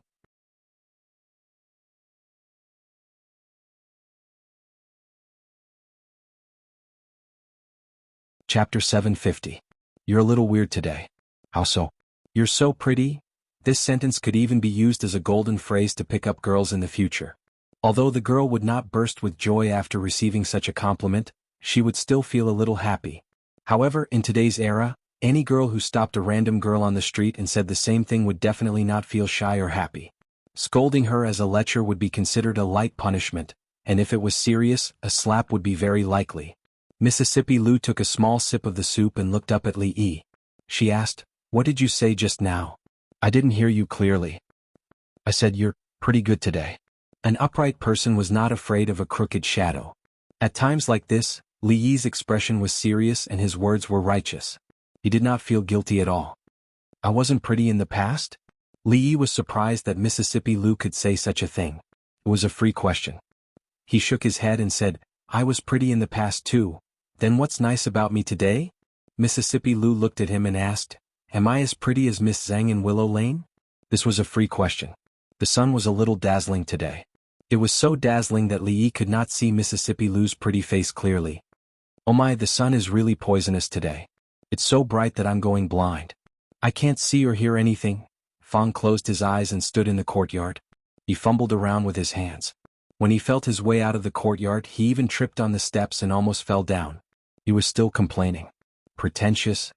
Li Yi looked at Fang in disdain as he stumbled out. He turned back to look at Mississippi Lu and curled his lips. "It's cloudy today. Where did the sun come from? Why don't you find a good reason to lie?" Li Yi looked at the door worriedly and said, "Maybe there's something wrong with Fang's eyes and ears." "I'll go take a look." Fang walked in from outside again. He scratched his head and said, "I forgot to tell you that those people have returned from Shuzhou." He handed a letter to Li Yi and said, "This was given to second miss by Miss Yang Liuqing. Miss Yang didn't come back with them this time. It seems that she left alone in Shuzhou." After saying that, he looked up at the sky and waved his hands in the air as he groped his way out of the courtyard. Li Yi, Mississippi Lu, as well as Fang and the others, had set off before the rest of the crowd. They had traveled day and night, so naturally they had to return to the capital first. The remaining team of nearly 100 people came back from Shuzhou under the leadership of Yang Liuqing. However, Fang just said that she didn't come back with the others. Li Yi walked over and handed the envelope to Mississippi Lu. "This is for you." He thought that since those people had returned, the materials donated by the king of Shu should have arrived. It was a lot of money. How should he spend it? I finished drinking.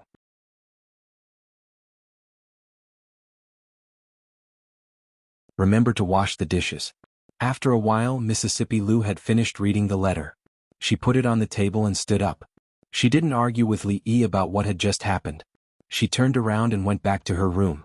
Li Yi picked up the letter in surprise and looked at it. After a while he slowly put it down. He glanced at the closed door of Mississippi Lu's room and frowned slightly. Yang Liuqing had left. Just as suddenly as she came, she left just as suddenly. She didn't say where she went, nor did she say whether she would come back. She just thanked Mississippi Lu in the letter for teaching her martial arts in the past 2 years. These 2 years were the happiest 2 years of her life. She would never forget all of this. She would always have such a master. She couldn't repay the kindness of giving her a new life. There was nothing else in the letter after that. Li Yi's index finger gently tapped on the table. A look of reminiscence appeared on his face. "Excuse me, does Rui Lu live here?" The young girl who was about the same age as Mississippi Lu appeared before him more than a year ago. She carried a small bag on her back and held a long sword in her hand. The cold expression on her face was exactly the same as Mississippi Lu's. At that time she wanted to challenge Rui, who was ranked first on the hero ranking board. She talked about the rules of Jianghu every time she opened her mouth. After losing to Rui, she wholeheartedly wanted to be her master. Although Mississippi Lu didn't agree, Li Yi was still a little surprised at her perseverance. Every day before dawn she would come over to boil water, chop firewood and clean the courtyard. She almost took care of all the chores in the house. Before her, Mississippi Lu was the most hard-working person that Li Yi had ever seen. After her, Li Yi had never seen anyone who worked harder than her. She seemed to be carrying a heavy burden that had been buried in the bottom of her heart. She had never revealed it to anyone. In the past 2 years, the only thing that she had done was to continuously surpass herself. From a petty thief who knew some kung fu, she had now become a top-notch master. Although she was still a long way from becoming a master or a master like Mississippi Lu, the speed of her improvement was too fast. She had a bright future ahead of her. Even now, she was ranked at the top of the heaven ranking board. Li Yi didn't know what she was carrying that made her so strict with herself.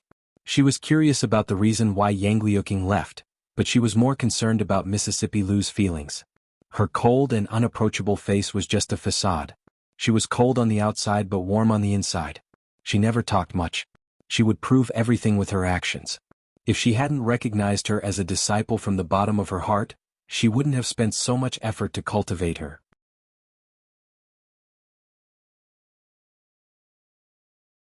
Although she didn't show it on the surface, when she left just now, Li Yi saw some different expressions on her face. Shuzhou. Li Yi had always known that Yang Liuqing had a secret. Especially on the way back from the Qi Kingdom, this feeling became stronger. Thinking of something, Li Yi walked out and entered another small yard. Second granduncle was asleep on the rocking chair. The sloppy old man squatted far away, flipping through a yellowed book. When Li Yi walked over, he didn't even notice it until Li Yi coughed softly. He hurriedly stuffed the book into his sleeve, raised his head and asked, "What's wrong? Are you going out?" As a martial arts grandmaster, it was inconceivable that he would need a reminder to realize that someone was approaching him. Li Yi looked at him and asked, "What book are you reading, Su? You're so engrossed in it." Hearing this, the sloppy old man straightened up and said with a smile, "A profound martial arts secret book. You won't understand it even if I tell you." It turns out that the men and women in the profound martial arts secret books don't wear clothes. Li Yi didn't expect him to be so reserved at such an old age. With his status and strength as a guru, he still needed to rely on this kind of book to solve his personal problems. He said with a smile, Sue, if you like it, I'll give you some more profound secret books next time. The color pages are very precious. Having seen more real and exciting things, although he was not very interested in those traditional picture books, it was still very easy for him to get a few. The sloppy old man said seriously, "You misunderstood. This is really a secret book." "I know." Li waved his hand and said, "Don't worry, Sue. I won't tell anyone." If the news that a Wulin guru liked to read erotic books was released, the sales of Wulin tabloids would definitely increase greatly. After smiling, Li Yi's face became serious and he asked, "Does Sue know something about Yangliuking?" The sloppy old man was about to explain. Hearing this, he looked at him and asked, "What happened to her?" "She left, so I want to know something about her." Li Yi told him about Yangliuking's departure. If this matter had no beginning and no end, he was afraid that Mississippi Lu would always feel uncomfortable. The sloppy old man thought for a moment, then nodded and said, "The martial arts she used seemed to be from an old guy in the Wu Kingdom." "The Wu Kingdom?" Li Yi frowned slightly. The sloppy old man looked a little nostalgic and nodded. "If I'm right, she should have some relationship with the royal family of the Wu Kingdom."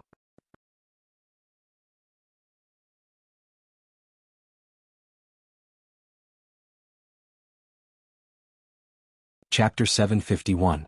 The Royal Family of the Wu Kingdom? The expression on Li Yi's face had already turned into one of astonishment. This world was completely different from the history he knew, including the current countries and all kinds of major events that had happened in history. Since the wheel of history had gone awry, he couldn't find anything that he could refer to. Of course, last time he had stored all the books in Hongwen Library in his head, so he was not unfamiliar with the current situation of the surrounding countries. There were a total of 3 countries that directly bordered the Jing Kingdom.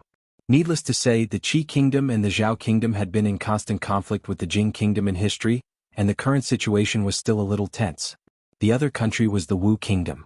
Although the Jing Kingdom and the Wu Kingdom could not be called allies, there had not been much conflict before. For decades they had not invaded each other. The 4 countries had always maintained a delicate balance between them. The Qi Kingdom was indeed powerful and ambitious, so it was guarded against by other countries. But it was impossible for it to be the enemy of several countries at the same time. Even if the Zhao Kingdom cooperated with them for a short time, they had their own ideas, and it was impossible for them to be of one heart and one mind. The relationship between the Jing Kingdom and the Wu Kingdom had always been stable. For a long time, there was not much difference in the strength of the 2 countries. However, several years ago, a certain prince of the Wu Kingdom launched a coup without any warning, killed his brother and father, and sat on the throne himself. Since then, the Wu Kingdom had been in a long period of turmoil. The loyal officials in the court were either dead or hiding. Several generals guarding the border, with the reason of bringing order to the chaos and supporting the legitimate wife, gathered troops and rebelled against the court. There were also countless rebel armies in the country, forming a group of heroes and forming a separatist regime, which gave the current court of the Wu Kingdom a headache. These words were once again confirmed by the sloppy old man. Li Yi had known for a long time that Monster Su was from the Wu Kingdom. However, when one's martial arts cultivation reached such a realm, most of them would choose to go out and travel in order to make a breakthrough in their lifetime. As a result, the concept of countries and the like was much more vague. After the former emperor was assassinated, Empress Wendy also committed suicide. After gaining power, the second prince killed the crown prince with a cup of poisoned wine. Empress Wendy's youngest son and the 14-year-old princess Duanrong disappeared. They must have been hidden by the ministers loyal to the former emperor. The sloppy old man just narrated slowly without any extra expression on his face. How could that old fellow Yang Wanli just watch such a thing happen? Did something happen to him? Li looked at him and asked with a frown. "Su means," the sloppy old man said, "Yang is the surname of the Wu Kingdom, and that little girl knows Yang Wanli's famous technique. Even if she isn't a member of the royal family, she must be related to that old fellow." This was all he could get from the sloppy old man. Li thought for a while. Although she was young and was good at doing those rough jobs, if he thought about it carefully, he would find that apart from these things, she always seemed to hide some kind of temperament. Inadvertently, it overlapped with a girl who liked to eat egg fried rice. The next time he entered the palace, he would ask the eldest princess about the situation in the Wu Kingdom. The royal family must have some secret ancient books that he couldn't see. When Li walked back, he glanced at the tightly closed door of Mississippi Lu's room and felt a slight headache. Her only disciple had left without saying goodbye. She definitely wouldn't feel good in her heart. Furthermore, she was the kind of person who kept everything in her heart and wouldn't tell anyone. Even if he wanted to make her happy, he didn't know how to break through from this angle. Rui was like this when she was young. She kept everything in her heart. When father and mother left, she didn't cry. She didn't eat or drink. She just sat by the bed in a daze for 3 days. Rui looked at him and shook her head. If she has something on her mind, she won't listen to anyone. Li Yi showed a helpless expression and said, if she keeps it in her heart for a long time, it will cause problems. Don't worry, husband. I'll talk to her tomorrow. Rui smiled and brought the wooden basin over. She put it by the bed and tested the temperature of the water. She said, husband, soak your feet first. Ever since Rui got pregnant, she was not allowed to intervene in any of the family's matters. With her physique, as long as she was not fighting another grandmaster, she would not be affected at all. However, this was an order from the old mistress. Xiao Huan followed her every day because the old mistress could not stay idle and wanted to do something. She had cried a few times. However, during the days when Li Yi came back, she would fetch a basin of hot water every night and wash his feet personally. Li Yi looked down at her delicate side profile. His eyes were in a trance and he suddenly jumped off the bed. Rui seemed to be a little scared. She looked up at him and asked in confusion, husband, you used to wash my feet. Today it's my turn to wash my wife's feet. Li Yi looked at her and pointed to the bed. He said, sit down. How can I do that? Husband, how can you? Rui shook her head repeatedly. Li Yi picked her up and put her on the bed. He said, it's natural for a husband to wash your wife's feet. Why can't you do that? Come on, sit down. The water was just right. Li Yi slowly took off her shoes and sock and soaked her feet in the wooden tub. Her feet were delicate and as white as jade. Her toes were neatly arranged like round pearls. Li Yi reached out to hold them and could feel that her body was a little stiff. Although he had helped her wash her feet many times, it was the first time he did something like this. She couldn't help but feel a little nervous. Li Yi didn't show any abnormality. He lowered his head and was patient and careful. The woman in front of him was his wife. She was the closest person to him in this world. Compared to what she had done for him, this was really nothing. At first, he thought that he had always been honest in his previous life. He didn't do anything evil. But the heavens sent him to a place like this. He had no family, no friends, and nothing familiar. Was it too much? After experiencing so many things, that thought had long since been annihilated without a trace. This was not a punishment but a gift. Many images appeared in his mind. In the end, there were still many people here who loved him and were worthy of his love. For example, this quiet woman in front of him. She was his wife, a small life that belonged to them and was about to descend into this world. Rui was perfect. Her appearance was unparalleled, and her martial arts skills were unparalleled. She was always so quiet and tranquil. She never had any temper tantrums. She would silently guard behind you and only appear when you needed her. She satisfied all the fantasies a man had about his other half. At this time she sat quietly on the bed and he washed her feet. After a while, they were able to sleep in each other's arms. Li Yi felt that his luck was really damn good. I, Lu Rui, it should be from that night in Willow Leaf Village. The moment the vague figure standing outside the door said this, his good luck began. Lowering her head to look at his serious expression, her body gradually relaxed. She placed one hand on her lower abdomen and used the other to help him tame a strand of his hair. The corner of her mouth revealed a smile that could charm all living things. Thank you, my husband. Li Yi raised his head and said, just a word of thanks. It's not sincere. A pair of soft arms wrapped around his neck. While Li Yi was still in a daze, he felt a cold sensation on his lips. How about this? She rarely took the initiative. Her pretty face was like a blooming flower. Not long after, Li Yi sat by the stone table in the courtyard and looked at the ridiculously round moon in the sky. The night was long and he couldn't sleep.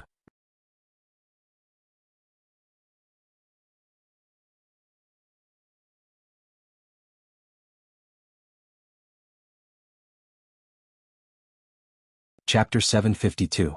Li Yi lay on the rocking chair. The servant girl placed 2 peeled eggs in front of his eyes and rolled them gently.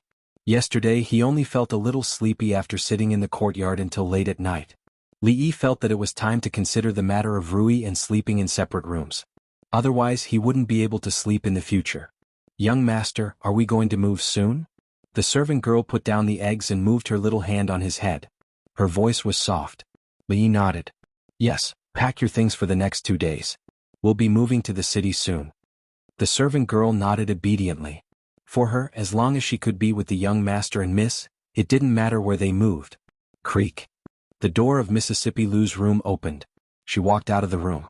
Xiao Huan looked down at the young master with dark circles under his eyes and then looked at her.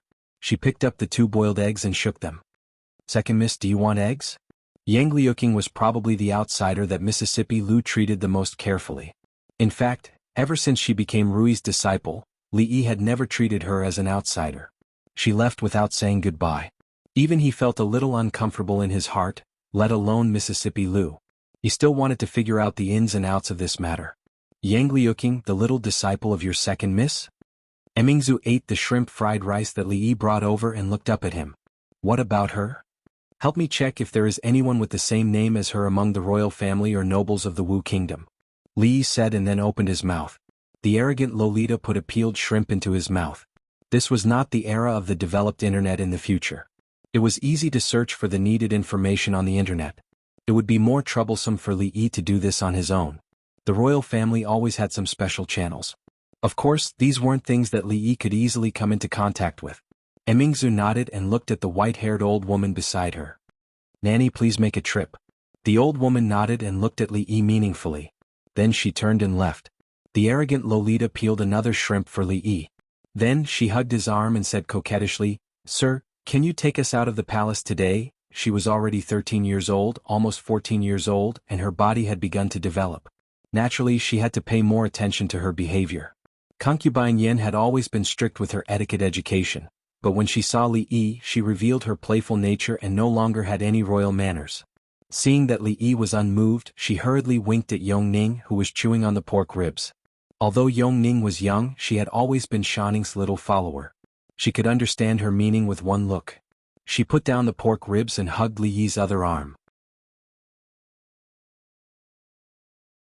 She blinked her big watery eyes and looked at him pitifully. Who could resist these 2 pairs of extremely cute and innocent big eyes? Li Yi sighed slightly and nodded helplessly. Sir is the best.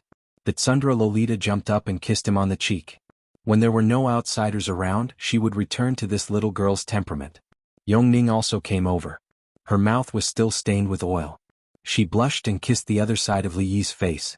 Although she was much younger than the arrogant Lolita, she was quieter because of her experience and was far less playful. Yongning, hurry up. Let's go change. The arrogant Lolita pulled Yongning and ran out of the morning dew hall. A group of palace maids followed behind in a panic and shouted, Your Highness, slow down. Concubine Liang had passed away early. Yongning was still young and would be afraid to live alone in the palace. Li Yi suggested to the old emperor to let her live with the arrogant Lolita and be taught by concubine Yen. Although Shanning was playful, she still took good care of this little sister. Emingzu put down the bowl and looked at him. She asked, Did you see father today? No. Li Yi shook his head. He came today mainly to ask her about Yang Liuqing. He also wanted to see Yongning and the arrogant Lolita. He did not see the old emperor. Emingzu suddenly looked at him and hid the trace of hope in her eyes. She asked, Is there really no way to cure father's body? In her heart, he was still the omnipotent Li Yi who could solve anything. Li Yi paused while peeling the prawns. The atmosphere became a little stifling. Even in the future, the old emperor's illness was incurable. He had tried his best to change it, but he could only slow down or slightly extend his life. He was not a god and there was nothing he could do. Li Yi sighed and said, If I can move out of the palace and put aside all political affairs to recuperate, the situation might be much better. Although it was impossible to cure this illness completely, it would not kill him immediately. It was important to maintain a good mood. The palace was like a huge cage. It was too oppressive and lacked people. Even though most of the political affairs were handed over to the 2 prime ministers, the country was too big. As the emperor, there were too many things he had to deal with every day. When Li Yi talked to him, he would often ignore his identity as the emperor. Occasionally he would joke around as a form of adjustment. This was the tacit understanding they had developed over a long period of time. However, the effect was only temporary. If the old emperor could immediately put down the burden on his shoulders and find a quiet place outside the capital with beautiful mountains and rivers, he could lie in the courtyard and bask in the sun when he had nothing to do. If he was in the mood, he could go to the brothels to play mahjong with Chang or find a few old ladies to dance in the square.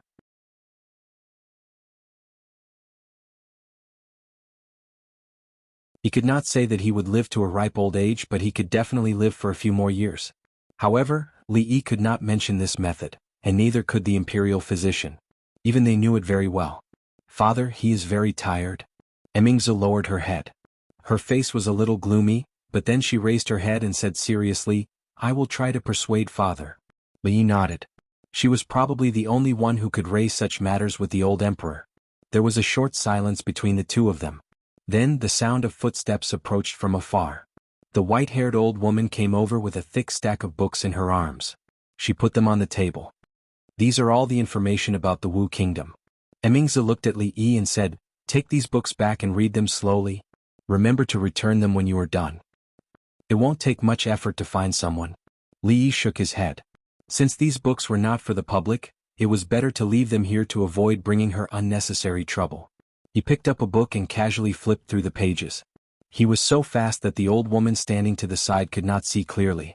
In the time it took to take 2 breaths, he picked up another book and repeated what he did just now. Emingzu had already seen his reading speed, so she was no longer surprised. What are you doing? The white-haired old woman looked at him with a face full of confusion. Li Yi casually replied, reading? You can memorize it like this? The old woman was puzzled.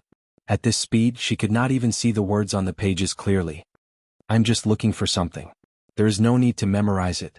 Li Yi could not tell her that even the action of flipping the pages was unnecessary. As long as he touched these books, he would remember all the content in the book. Wouldn't he be regarded as a monster? The white-haired old woman looked at him as if she was looking at a monster. After he flipped through several books, the sound of flipping pages finally stopped. Li Yi's eyes stopped on a certain page. Found it. He looked at some information recorded on it and his eyes slightly narrowed.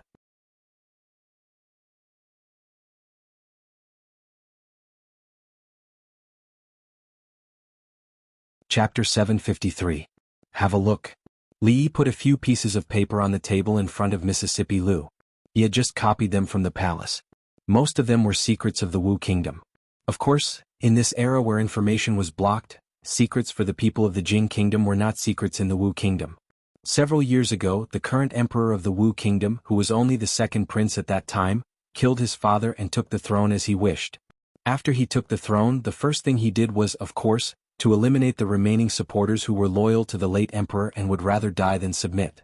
Then he killed his elder brother, the eldest legitimate son of the emperor of the Wu kingdom and Empress Wendy, who was also the crown prince of the Wu kingdom at that time, with a cup of poisoned wine. This was a normal action. No emperor would leave alive a person who could threaten his position. And there was more than one person who could threaten him. The emperor of the Wu kingdom and Empress Wendy had 2 sons and a daughter. As the eldest son, the former crown prince was killed. Princess Duanrong, who was only 14 years old, and the young prince disappeared without any news. Some people said that they were secretly executed by the emperor of the Wu kingdom after the usurpation. Some people also said that they were hidden by the ministers who were loyal to the late emperor, waiting for the day when they could set things right and help the young prince to regain the throne. Some people also said that they were imprisoned in the Deep Palace. In short, whether in the Wu kingdom or in other countries, there were many speculations about this matter. But obviously, none of the speculations was confirmed. From the information collected in the palace, Li Yi learned that the daughter of the emperor of the Wu kingdom and the queen was titled Princess Duanrong, and her name was Yangliuking. At that time, Li Yi finally understood what the unsmiling girl who was unbelievably strict with him was carrying on her back then.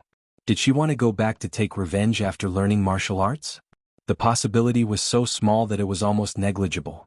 How could the security around the emperor of a country be weak? Even a grandmaster would not be able to easily sneak into the palace to commit regicide. Moreover, her strength was still a long way from that of a grandmaster.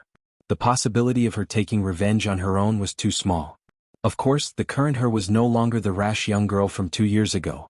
She would definitely not do something like striking a rock with an egg. He had already asked the eldest princess to pay more attention to the whereabouts of that Princess Duanrong of the Wu kingdom. The Jing kingdom definitely had people who specialized in collecting such information in the Wu kingdom.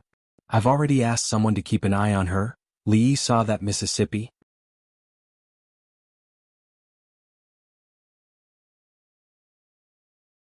Lu was silent, so he asked with concern, "Are you all right?"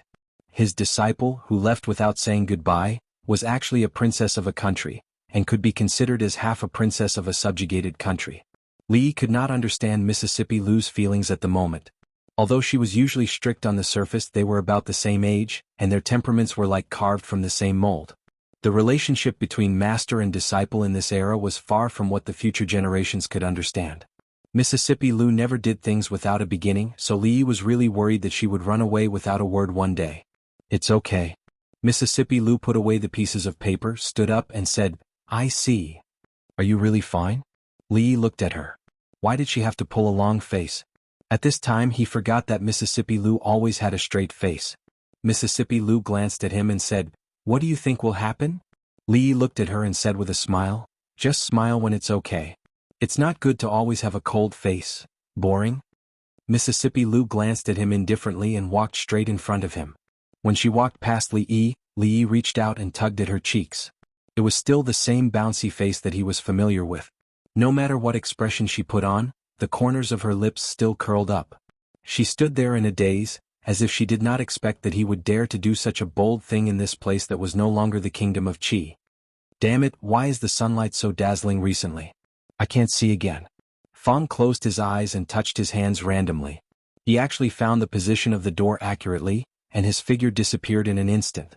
Those people have even begun to imitate the style of our ready-made clothes now. They use inferior cloth, rough production, and the price is low. Our business has been affected, but they are backed by those big families and we can't afford to offend them. It's better not to cause more trouble. Tseng said a few words and looked at Li sitting on the chair with an abnormal expression. She asked in confusion, "What's wrong with you?" "It's nothing. I'm a little tired sitting down. Let's talk on my stomach."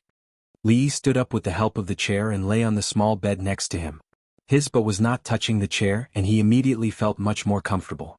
More importantly, there was a faint fragrance on the small bed, which reminded him of the not very warm hug that day. It was the same smell. When have we ever been afraid of trouble? After changing to a comfortable position, Li looked at her and said, "It's just the Cui family. In this capital city, there is no one we can't offend except the emperor. Don't worry, the Cui family won't be able to jump around for long. Get up." Tseng forgot about the business at this time and walked over with a little blush.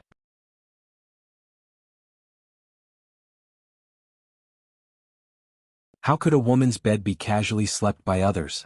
Although this was only a studio, she would usually rest here when she was tired from painting. She slept here more often than in her bed in her room. If others saw this, they might think of her. Of course, this others only referred to someone who would tease her because of this. Seeing that Tseng had already grabbed his arm and pulled him off the bed, Li quickly said, "Isn't it just lying down for a while? Don't be so stingy." He couldn't sit down now. Yesterday he pinched Mississippi Lu's face, and she chased after him until his butt was swollen. He suspected that she was using him to vent her anger. She didn't touch anywhere and only kicked his butt. Although it wasn't hurt, it would at least hurt for a day or two. This grudge had been formed and he remembered it in his heart. In the future he would return it 10 times or even 100 times. "Get off." Seeing him being so shameless, Tseng was a little angry. She couldn't help but think of the 2 times he saw her naked body, but she pretended that nothing had happened. He was also shameless. He even said to Cindy that he wanted to marry her, but now, in short, after being stimulated by him at this moment, the Luo Shui goddess had mixed feelings in her heart. There was an indescribable feeling. Naturally, she couldn't move Li with her strength, so she simply took off her embroidered shoes, jumped onto the bed and wanted to push him off. In a moment of desperation, she pushed the wrong position, and one hand pressed on Li's butt. Ouch! A sharp pain came. Li's body straightened, and the expression on his face twitched. He grabbed Tseng wrist and gritted his teeth. Don't touch there." Her wrist was grasped by a strong hand. After a moment of daze, Tseng face quickly turned red. She seemed to have discovered something and asked, "Why?" Li gritted his teeth. "I accidentally hurt myself yesterday." One of Tseng hands was held by him. She looked at him, then looked down and suddenly pressed her other hand on his butt. At this moment she even forgot about the boundaries between men and women. She only thought that this shameless man had always bullied her, and now she finally had a chance to get back at him. Li's eyes widened. The pain this time was even more intense than before. His hand loosened and she easily broke free. Seeing him like this, Tseng pretty face revealed a hint of smugness. "You have this day too," she thought with such pleasure in her heart. "Are you going to get down or not?" She raised a hand and pretended to hit him. Li Yi's eyelids twitched. He subconsciously held her hand and turned over. However, he didn't expect that Zheng Zumo would be driven by this force and fall straight down, pressing on top of him.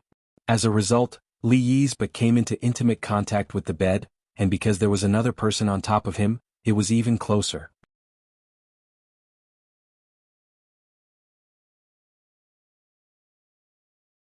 At this moment he felt that he had come to hell. However, the next moment all the pain seemed to disappear, and he felt as if he had gone from hell to heaven in an instant. Her soft body pressed against his, but their lips didn't touch, but their faces were indeed close together. An even clearer fragrance came to his face. Li Yi could feel her breathing and heartbeat. When he opened his eyes he saw a pink and white jade neck. The reason why it was pink and white was because this skin was turning from white to pink. The whole world seemed to quiet down at this moment. At the door of the studio, the little servant girl with her hair combed into a bun put her thumb in her mouth and quietly moved a little to the side. Then she opened her eyes wide.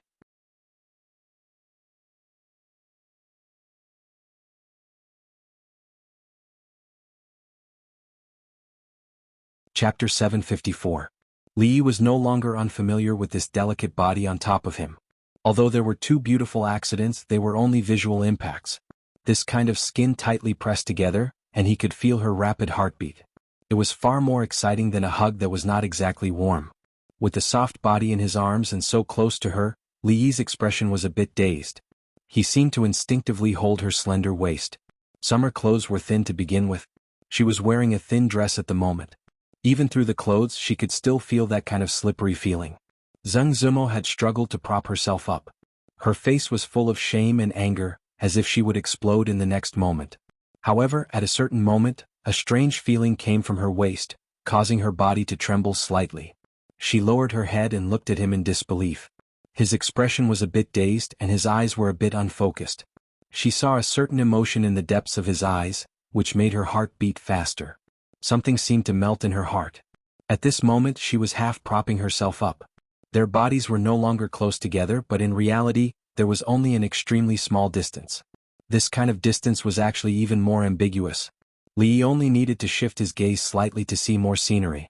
However, he could not think about this at this moment. The dazed look in his eyes quickly dissipated, and he realized what situation he was in right now. He looked at her pretty face, which was inches away from him. Their breaths blew on each other's faces, and they just stared at each other in a daze. Li looked away. He was worried that he would not be able to recover from her almost natural seductive posture, and his hands quickly let go. Zheng Zumo saw a certain emotion fade from his eyes. Her body stiffened slightly, and her face was no longer blushing. A trace of pain and disappointment appeared in the depths of her eyes, and she struggled to climb up from his body.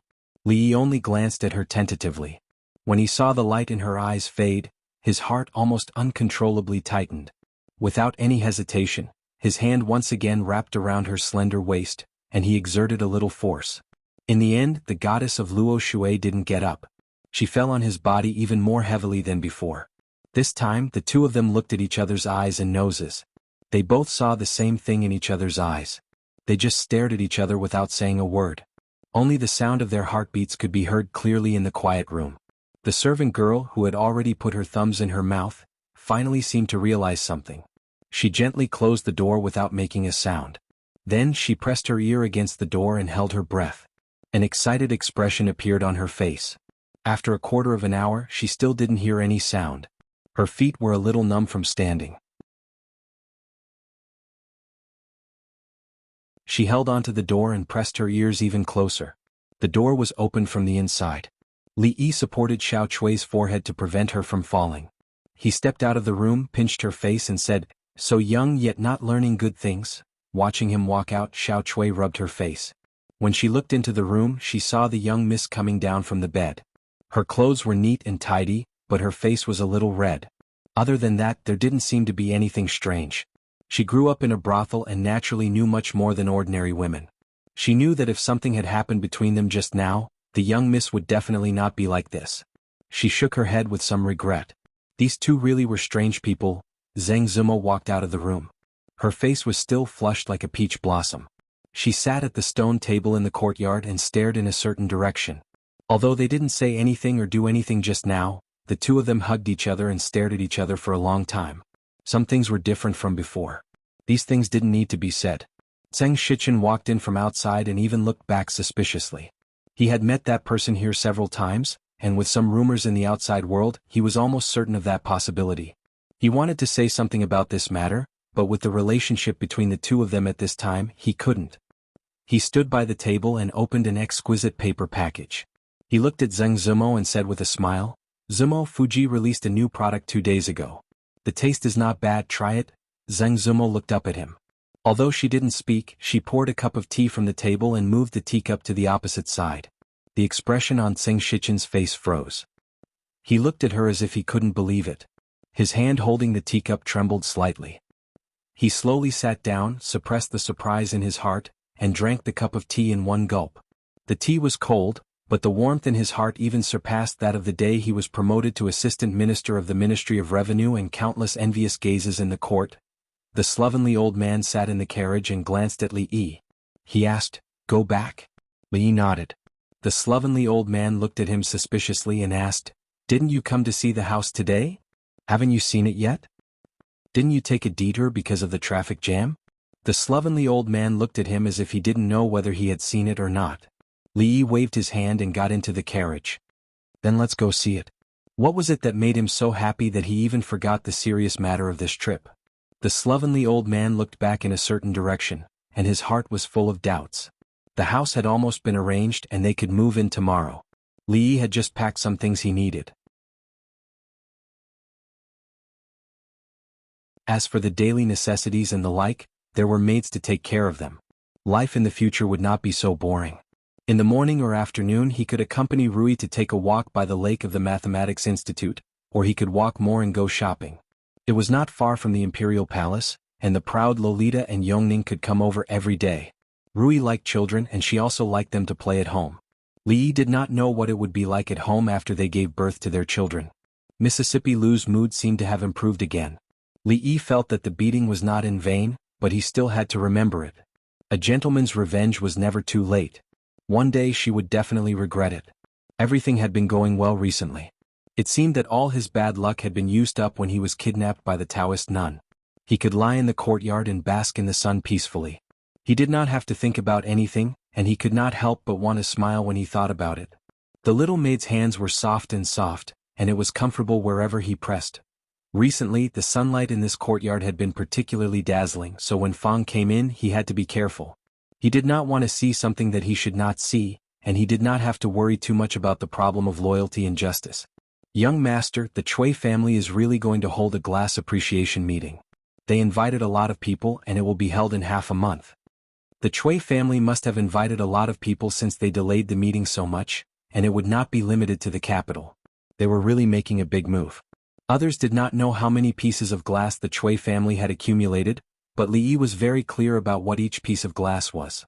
He knew it even better than the Chui family themselves. They dared to mess up their business. Although it was not a big impact, it was really disgusting. When it came to disgusting people, he had never been afraid of anyone. After thinking about it, he waved at Fang. "Come here, there are some things that need to be arranged."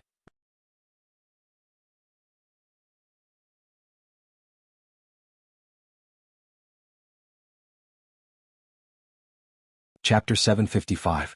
Although not everyone knew that the Chui family would hold a glass appreciation party in half a month, all the influential people in the capital received an invitation.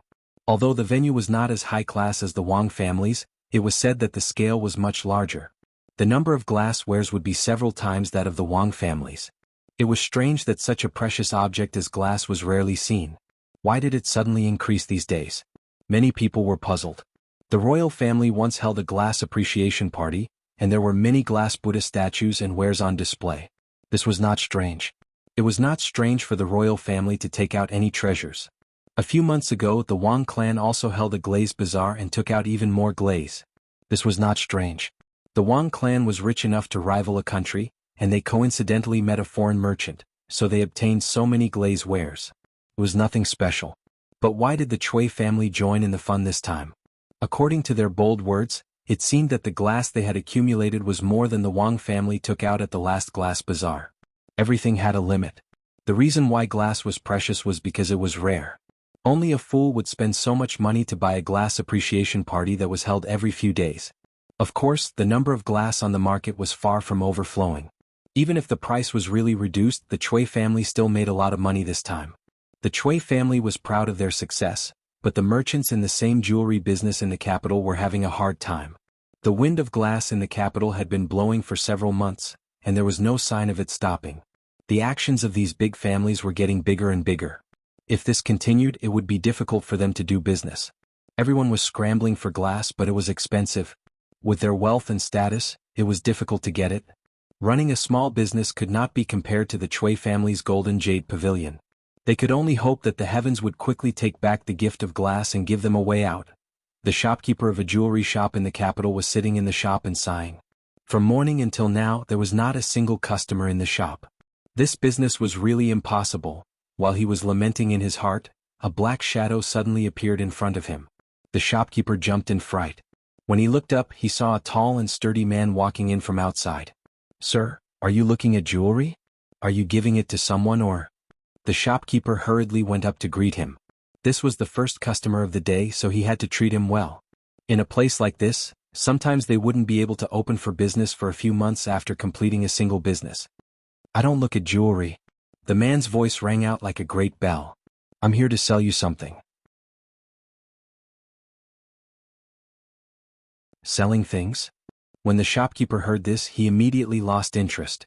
He waved his hand and said, "We sell jewelry here, we don't buy things." The burly man took out a sparkling and translucent glass ball from his sleeve. The shopkeeper swallowed the second half of his words. His eyes widened and his breathing became hurried as he stared at him. "I have a batch of colored glaze to sell to you." The burly man looked at him and said, "Look at this color, this luster, this feeling. It's definitely a top-notch colored glass." The shopkeeper stared at the glass ball in his hand. Even his breathing stopped for a moment. If such an item was placed in his shop, it would undoubtedly become the treasure of the shop. He didn't know how many customers it would attract. He did not have the right to attend the colored glaze appraisal conference in the palace, nor did he receive an invitation to the Wang family's colored glaze bazaar. This time, no matter what price he had to pay, he would leave behind this glass ball. Seeing that the shopkeeper did not speak, the man thought that the shopkeeper did not believe him. Frowning, he suddenly raised his hand and threw the glass ball to the ground. Pah! After an extremely crisp sound, the burly man crouched down and pointed at the pile of fragments on the ground. "Look, these cracks, these fragments, they're not fake, right?" He picked up a piece and handed it to the shopkeeper. "If you don't believe me, feel it." The shopkeeper's lips trembled and his face had already turned purple. He pointed at the burly man and said in a trembling voice, You. The burly man patted his shoulder and said, don't rush. If you don't believe me, I'll let you throw one yourself." "Bring it in."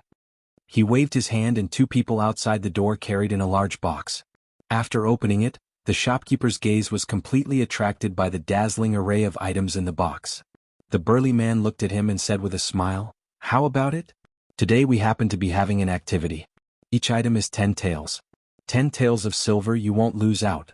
10 taels of silver, you won't be fooled. 10 taels of silver, you can buy a piece of colored glaze. How about it? Are you tempted? Action is better than action. If you buy 10 pieces at once, you won't have to pay for the broken one. 10 taels of silver for one piece?" The shopkeeper raised his head and looked at him, his eyes flashing. "What, you think it's expensive?" The burly man looked at him and said with a smile, "If you buy more, the price can be negotiated." She was the steward of the Cui family's golden jade pavilion in the capital and the neighboring prefectures. Originally he was only an unimportant member of the Cui family, but soon he was no longer. If all these colored glaze were sold, the Cui family could make a huge profit from it. And this was all because of his foresight a few months ago. The last colored glaze charity sale of the Wang family did not satisfy everyone. Instead, it made the love of colored glaze popular in the capital. The colored glaze bought from the Wang family could be sold at a high price with a slight change of hands. And the Cui family hoarded the colored glaze from the foreign merchants. When the public's desire for the colored glaze reached its peak, they took the opportunity to sell it. Then they waited to count the silver. After this incident, he would definitely be valued by the family and become a core member of the family. It was unlikely that he would be able to develop in the imperial court in this lifetime. But if he was only in charge of the Cui family's business, it was very possible. The invitations had been sent out. Only 10 days later, the Chui family's colored glaze appraisal would begin. That moment would be the new peak of his life. Everything was ready except for the east wind. Chui Shi looked at a young man coming from afar and asked, "Dongfeng, what's the matter? Why are you so flustered?" Third uncle, it's over, it's over." Chui Dongfeng's face was pale and his voice was full of fear. What's the panic, what's the panic?" Chui Shi looked at him discontentedly and said, "What the hell happened? Is the sky falling down?" Colored glaze, colored glaze." Chui Dongfeng gasped. "What happened to the colored glaze?" Chui Shi's face changed and asked, "Could it be that something happened to the Chui family's colored glaze?" The word colored glaze was related to his future. Chui Shi's heart immediately tightened. The Chui family's colored glaze is fine. Hearing Chui Dongfeng's first sentence, Chui Shi's heart was relieved. As long as the colored glaze was fine, everything was fine. But there are colored glaze everywhere in the capital now. Chui Dongfeng's voice was still trembling. You can buy a piece of colored glaze with 10 taels of silver and get a piece of soap. If you buy clothes, you get a colored glaze hairpin. If you buy perfume, you get a colored glaze bracelet. The Drunken Moon Brothel. The chopsticks in the Drunken Moon Brothel have been replaced with colored glaze. Chui Shi's body softened and he grabbed Chui Dongfeng's arm. His eyes immediately became bloodshot and he asked in a trembling voice, You say it again." Chui Dongfeng's eyes were already full of despair. These days, a large amount of colored glaze suddenly appeared in the capital. Colored glaze is no longer valuable. When the Chui family was about to hold a colored glaze appreciation party and wait to make a big profit, the originally hard-to-buy colored glaze suddenly became a common thing on the street overnight. Who would spend a lot of money to buy the Chui family's colored glaze? But the problem was that the price paid by the Chui family for these colored glaze was too great. Chui Shi knelt on the ground, his vision turned black and there was only one thought in his mind. It's over.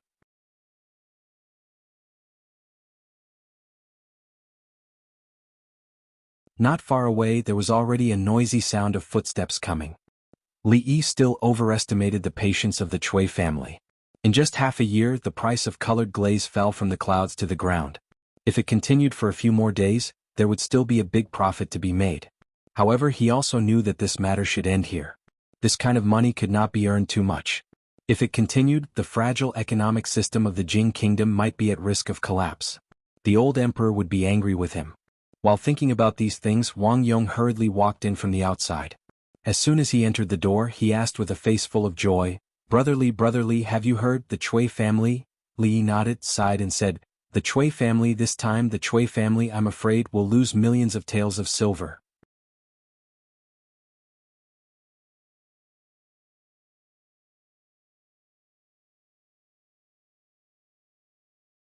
Chapter 756. Of course, the Chui family was going to lose money. Their brains were damaged. Using a large amount of jewelry and silver to exchange for a bunch of worthless junk, if they didn't lose out, who would?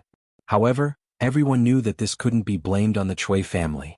After all, since ancient times, colored glass had been an extremely precious treasure.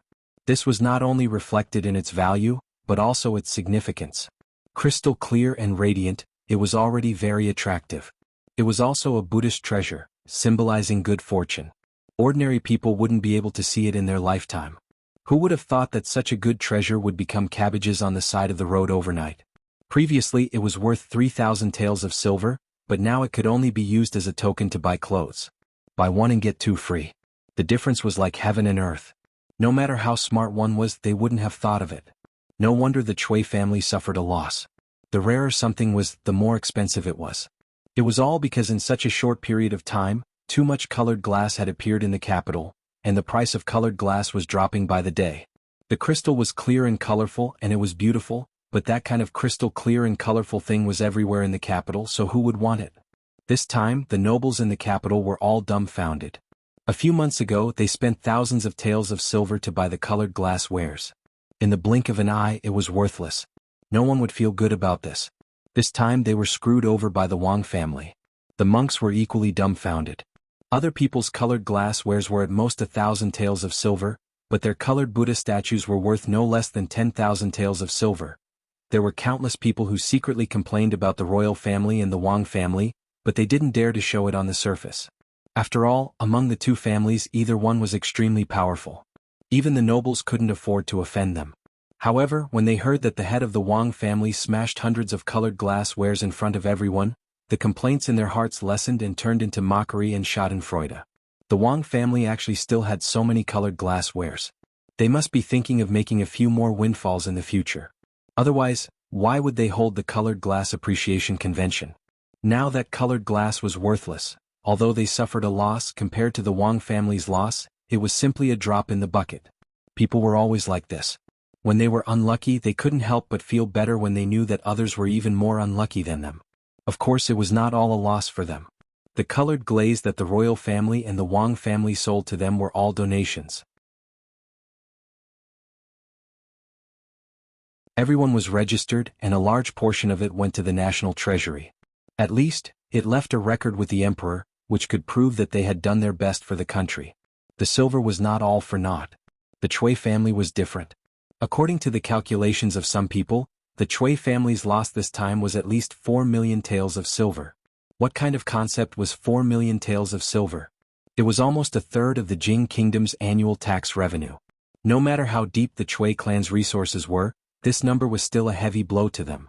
It was so heavy that it hurt their bones and shook their foundation. Without many years of recuperation, it would be impossible for them to recover. At this moment, everyone understood what was going on. The Wang family, the Chui family, the big and small dignitaries in the capital, and even the royal family were all fooled by those foreign merchants. Ever since lioli became a common commodity, those foreign merchants disappeared without a trace. They suddenly appeared and then disappeared, taking away a large amount of silver. They completely ignored some people in the capital, and for a long time they could only tighten their belts and live their lives. Damn foreign merchants. So much so that this sentence became a classic that people in the capital often said. Where those foreign merchants went even after many years was still an unsolved mystery. I want a house to bring me here. We agreed that my house will be opposite yours, Yi Zichen said. I have to go back, bring Shaolian, to get married. Looking at the laughing figures in front of him, Li waved his hand and said, You can ask Mr. Lu for these things, he will arrange it for you. As long as they earned enough points, they would be able to exchange for what they needed. Be it silver, houses, or even pointers from top experts, they were all clearly marked. This was the rule of the Lu alliance. From the beginning, Li did not intend to tie them down with friendship or anything else. Tangible benefits were the strongest ties to maintain a relationship. Of course, everything would not be so unreasonable. Mississippi Lu didn't know these things, but Lu Luo knew how to win people's hearts. Before they left, Li reminded them worriedly, Remember, don't talk to people like this when you go out or you will be beaten to death. Remember to tell them. Now in the capital, foreign merchants were hated by everyone. If they were discovered, it would not be as simple as a beating. I'm sorry, I'm used to it. A man touched his head awkwardly and left with the others. They didn't need to report to Li Yi about the matter of lioli, but these people were different.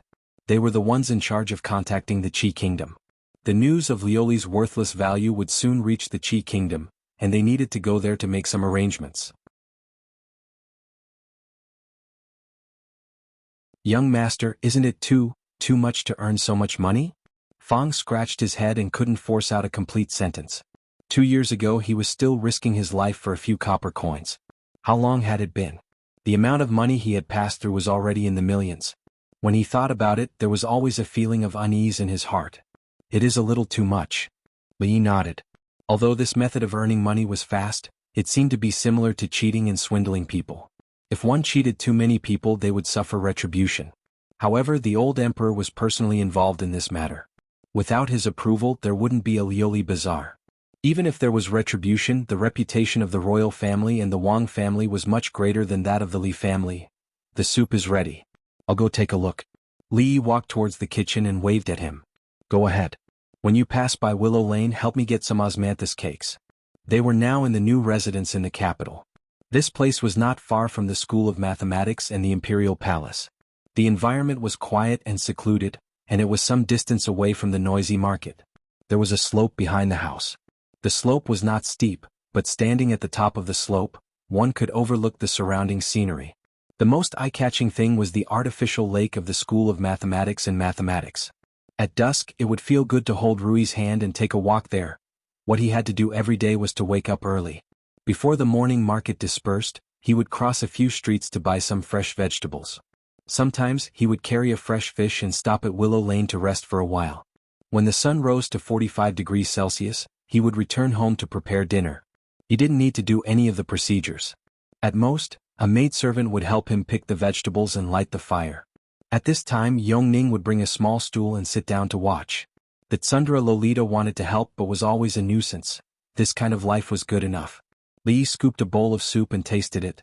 The taste wasn't too strong. He decided to let it boil for a while longer. He only drank a mouthful of soup, but he didn't want to waste it. He placed it on the stone table outside and walked to the back to call Xiao Huan to drink it. The soup was for Rui to keep her body healthy, but it was also good for ordinary women. It could beautify their skin, enhance their breasts, and stimulate their breasts. Little maidservants should drink more of it. This was the secret recipe of the old monk Tanin. It was said that it was for keeping her body healthy. Li found a similar recipe in a book, but it had a few more effects. Xiao Huan couldn't be found. She might have gone somewhere with the Tsundra Lolita. When Li returned, he saw someone sitting at the stone table.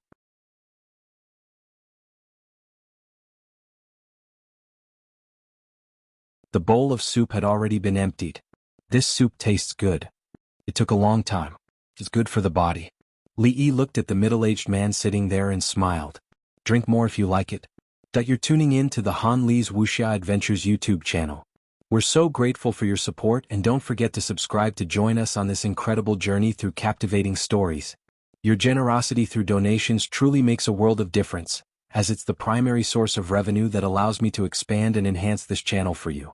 Thank you from the bottom of my heart for being a part of this adventure.